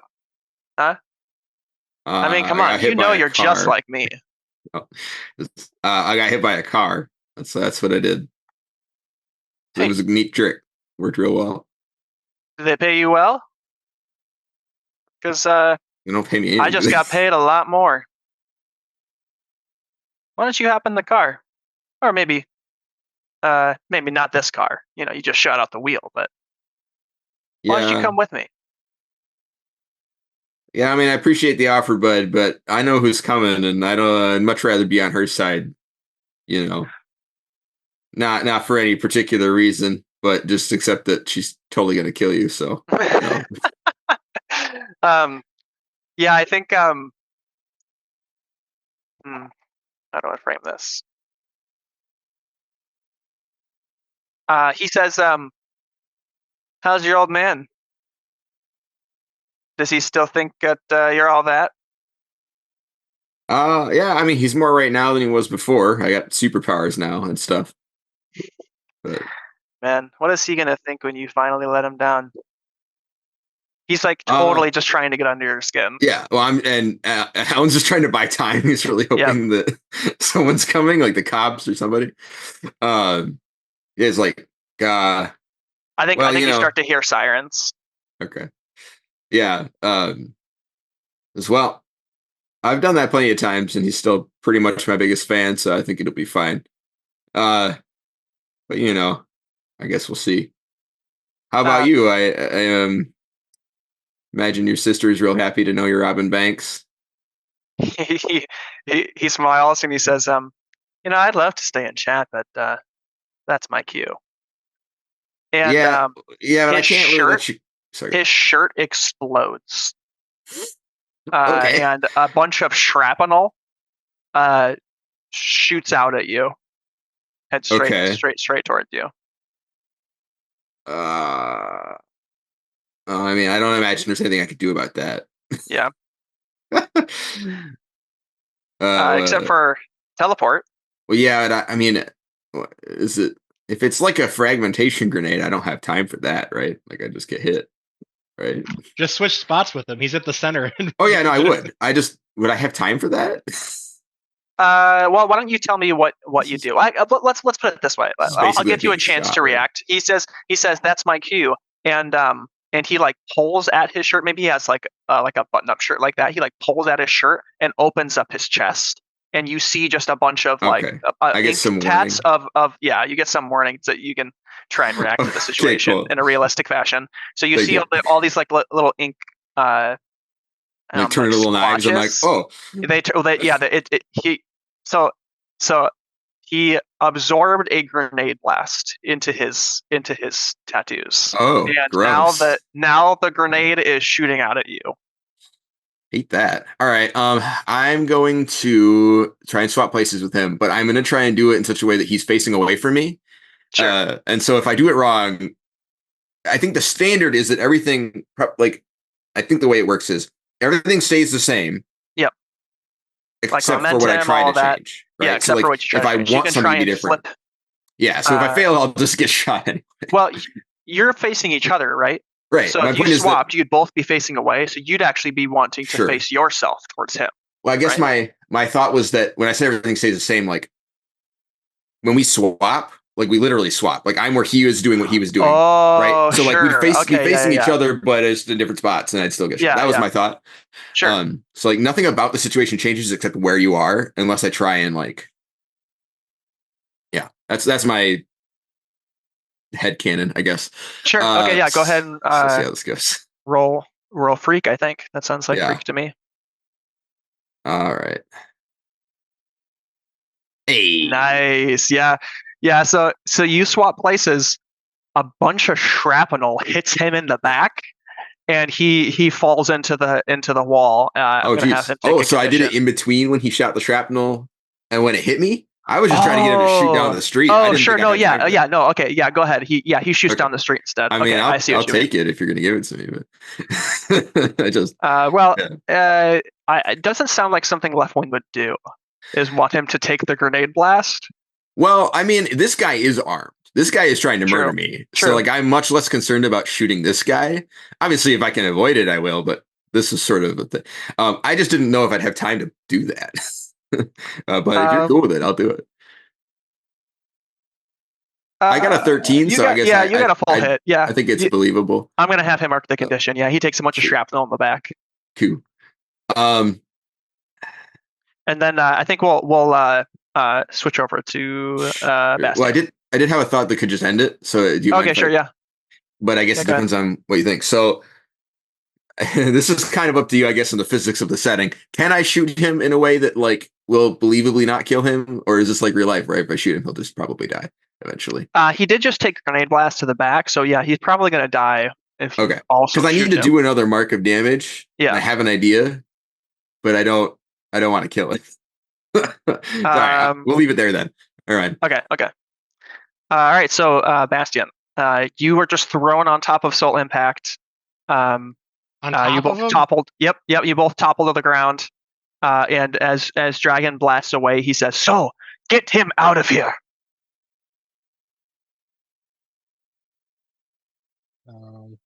And he blasts away back towards the villain.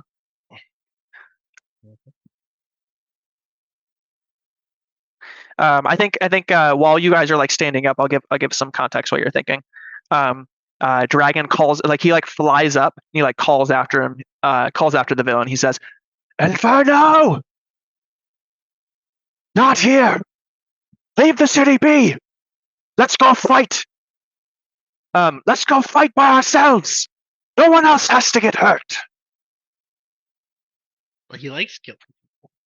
I think he literally says that. He says, "But I like killing people." And he brushes off some like burning clothes from his arm, and like shoots another thing of flame like into the street. And Dragon like swoops down and like tries to like control it and contain it to like make sure no one gets hurt. Mm-hmm. I mean, so we're still in the area then. Yes. And so Soul Impact looks to you and he's like, "All right, which way should we go? I think we should go south."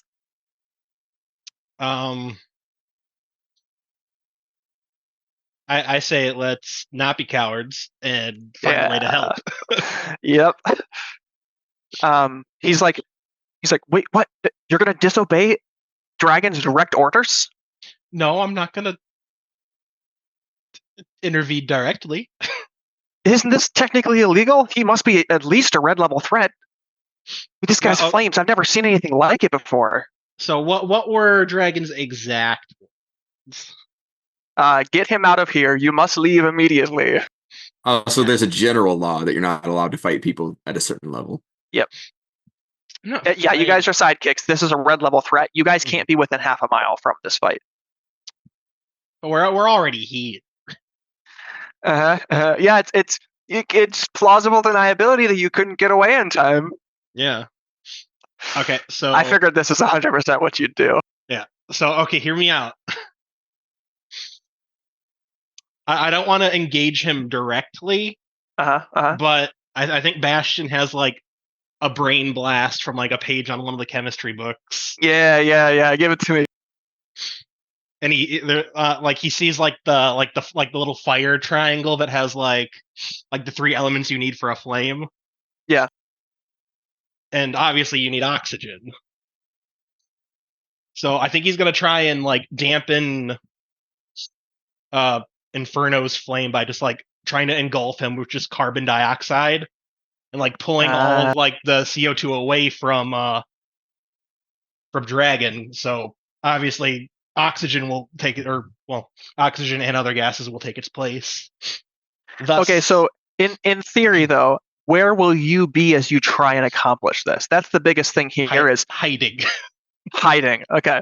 How are you going to hide? What's the play? I mean, we're in the middle of the city. So I mean, I'll just go in a building. You're gonna go inside of a building. Maybe not. Not anymore. I'm not.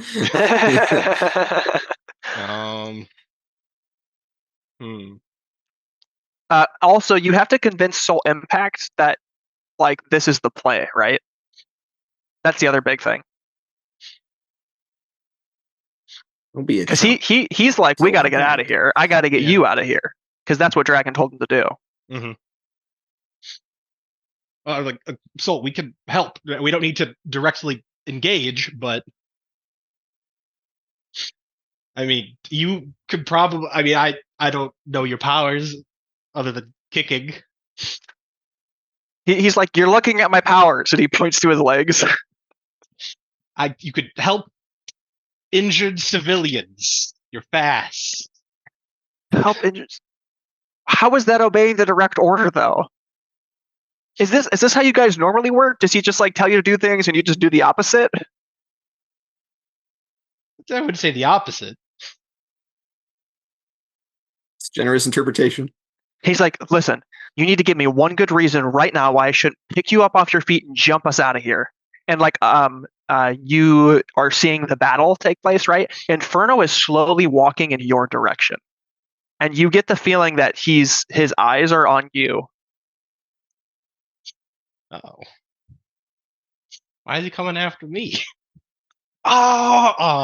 Dude. He's Asian, man. Yeah. Sebastian doesn't know why. I know. Jared knows why. I would have figured this out sooner. I was gonna say, did it really take you this long? Yep. This might be a good time to assess the situation, though. Maybe you could figure it out. True. Yeah, you could roll assess the situation. Yeah. Just trying to get you more XP, you know. Yeah.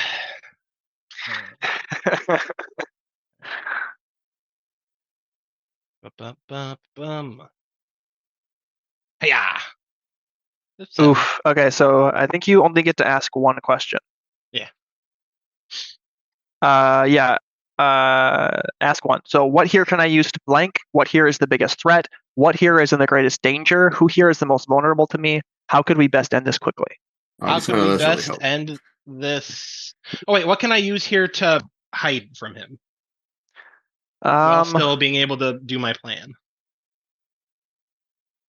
I think the Jack Sparrow's compass points at Capybara's legs. Stay mobile? Is that the answer? Stay mobile. I jump in his arms. Yep. I'm like, okay, do it. Get me out of here. I think you do that, and he's like, how about you just get on my back? And then we like cut to like you on his back, and he's like jumping from building to building. And I want to do the plan I said. I'm like, because I mean I can see he's like coming for me, right? Yeah. I'm just like, I don't think I need to roll another assess to see that he's coming. No. You know that he's coming for you. Dragon, I have a plan. Just attack him all out. Dragon, I think Dragon says, I'm running. I'm doing it. He's like, there are too many civilians. if I attack all out? And he thinks about it for a minute, and he's like, they're gonna get burned anyway. And he's like, what's your plan? A lot of chemistry stuff, just attack him. He's like, I can't risk large blasts. I'm going to try and attack from above so that his blasts have to go straight up. And I'm going to try and get in close. Does that work with your plan? Yeah. I mean, he says, perfect. I want to give him a big chemistry lesson. Yeah, he shoots himself up into the air and like above him, and he Inferno shoots a big blast up into the air, and you just see Dragon just like shoot himself straight down into like the pillar of flame, and as he goes down into it, it like swirls, like he's pushing the flames away, and he like shoots straight down, and you just see like impact and blue and red flames like shoot out. Yeah, while he's getting ready for that, I'm doing the thing that I said. Mm-hmm. Yep. Trying to dampen his flames while empowering dragons. Okay, so you have to keep your distance, so this is going to be difficult, right? But yeah, go ahead and roll to, unleash your powers. Yeah. Oh, good thing I have burn. It's an automatic. Hey, okay, so you have to spend 2 for that, right? Yep, I still got 1 left. Okay, so your carbon dioxide, you like are pushing it into the area, and both Dragon and Inferno's powers visibly dampen around like the smoky fog, I guess, that you just like put around them. Well, I was pulling it from, like pulling the CO2 from where Dragon is, the flames he's producing, to like strengthen his while dampening. I don't think it's so. If it's unless they're like colliding and like. Yeah, his plan was to get close, right? Because otherwise his flames are going to shoot everywhere into the city, and so he's trying to stay above him and get close. So you'll be dampening both of them. Oh, well. Honestly, I really don't see a way. I mean, they both have to stay mobile for that to even work. I don't even see, even if you were like a master of your craft, of how you'd even pull that off. I mean, too much mobility. It's not an accuracy thing. Just like make a smog around them. Right, but so I just mean like the smog would affect both of them, not just one. Okay. Beat him in martial arts. I guess. I don't know. Yeah. But I mean, that's what he wanted, right? The whole problem was that his powers, the scale was too much, so it would be dangerous. But now, so it's Dragon sees what you're doing, and he's like, and do you say that over the comms? Beat him with your martial arts? Yeah. Once I see it's affecting both of them, I'm like, oh crap! I'm like, punch him hard. Yeah. If you say beat him with his martial arts, he says, perfect, and you just see him like put his hands out, and like flames are around them, but they're like smaller than normal, and he like gets in close and like tries to like roundhouse kick him with like a flaming kick, and Inferno. And we probably just cut to inside the smog. You probably have a hard time seeing this, but Inferno like puts out his arm, and we see like a huge gust of like blue flame as he tries to like block it away. But then Dragon gets in close and gives him a nice, good flaming punch in the gut, and he gets a. You have officially bought some time. Okay, so let's end the session there. What's that? Did we all pass the quests? No, we gotta end there, and we'll pick this up when we get to next session. You've marked one of the 3 conditions needed to end this conflict. Yeah, we're about halfway through this sequence. Cool. Let's do a quick after show. Yeah, let's do it. And we still need to do end of session. Oh yeah, end of session before we go any further. Real quicks here. Either grow where I get advancement. That'd be growing closer to the team. Yeah, I'm growing closer to the guy who serves Chinese food to me and my mom. He has an influence over me. Oh boy. So either grow closer to the team, explain who made you feel welcome, give influence to that character, and clear a condition or mark potential. And then grow into your own image of yourself. Explain how you see yourself and why. Shift one label up and another down. Or grow away from the team. Explain why you feel detached. Take influence over you away from another character. David, I'm not sure what you're feeling, but I think taking influence from Countess away might be an interesting dichotomy here if you're growing away from the team. Maybe. Usually I try to do the XP one. Yeah, I know. I don't know if that's... But who would you grow closer to? You have to say, explain who made you feel welcome. Okay. that villain guy made you feel welcome. He tried to make you invite. Yeah, I met a buddy. Yeah, he offered it. That means you'd give influence to that character, which means he could use that against you. Yeah, that wouldn't be great. Let's see. You could grow into your own image of yourself. Explain how you see yourself and why. Shift one level up and another down.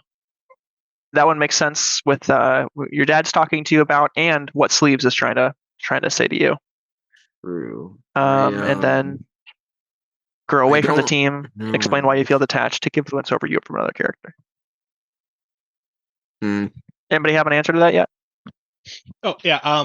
But a serious answer, since Chinese guys, you're probably not going to let it fly. Unnamed Chinese food man. Yeah. Soul Impact guy.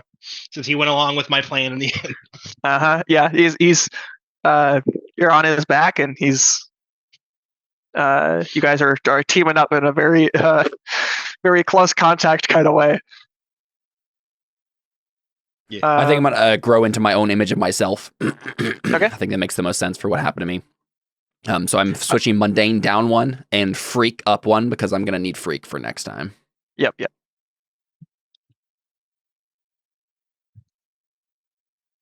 And then David. I mean, I don't really have any labels I want to move, so I don't really want to take the grow into image of myself one. Sure. Can I say that I grew closer to the team because of my dad? I mean, he really encouraged me to like actually care about what's going on a little bit. Who would you give influence to? My dad. Your dad would already have influence over you, so he would shift your labels. Right, and I guess that's kind of the problem. But I mean, at least I'd get an XP out of it. Otherwise, I would just, because I don't want to change my numbers, and so at least if I have to change my numbers, I could get some. Sure. So I'll just tell you what he would shift. He would definitely shift Savior up. And I think maybe mundane down, or maybe that's what I was thinking too, because he doesn't want me to be normal. He wants me to be a superhero. Yeah, either that or I could see danger because he doesn't want you to get into danger. Well, I mean, he has to know that that's part of it, right? Like, in fact, the more dangerous I am, the better I will be at surviving being dangerous. Right. So that's why I'm like, that one doesn't seem as. I think mundane makes more sense, and I also don't care about mundane, so I'd rather it went down. I don't really see an argument for superior. I don't really see him thinking of you as like less. Oh no. And I mean, the superpowers of the whole point. Makes the most sense. Yeah, I think Savior and mundane makes sense. I'm cool with that. Okay. Cool. Wait, why? Oh, okay, never mind. It went up to 4, and I was like, why did my sum go up? But it just took a while to go back down to 3. So then, Caleb, you're still at 4 conditions. Keep that in mind. So instead of yeah, you might want to clear a condition. I don't think I have a choice to. Yeah, you didn't really grow closer to anybody in the team. Yeah, I chose to grow into my own image of myself. Yeah. Oh, right, that's not the third option, okay, guys. No. Explain how you see yourself and why. Shift one label up and another down. Right. I'm growing in less.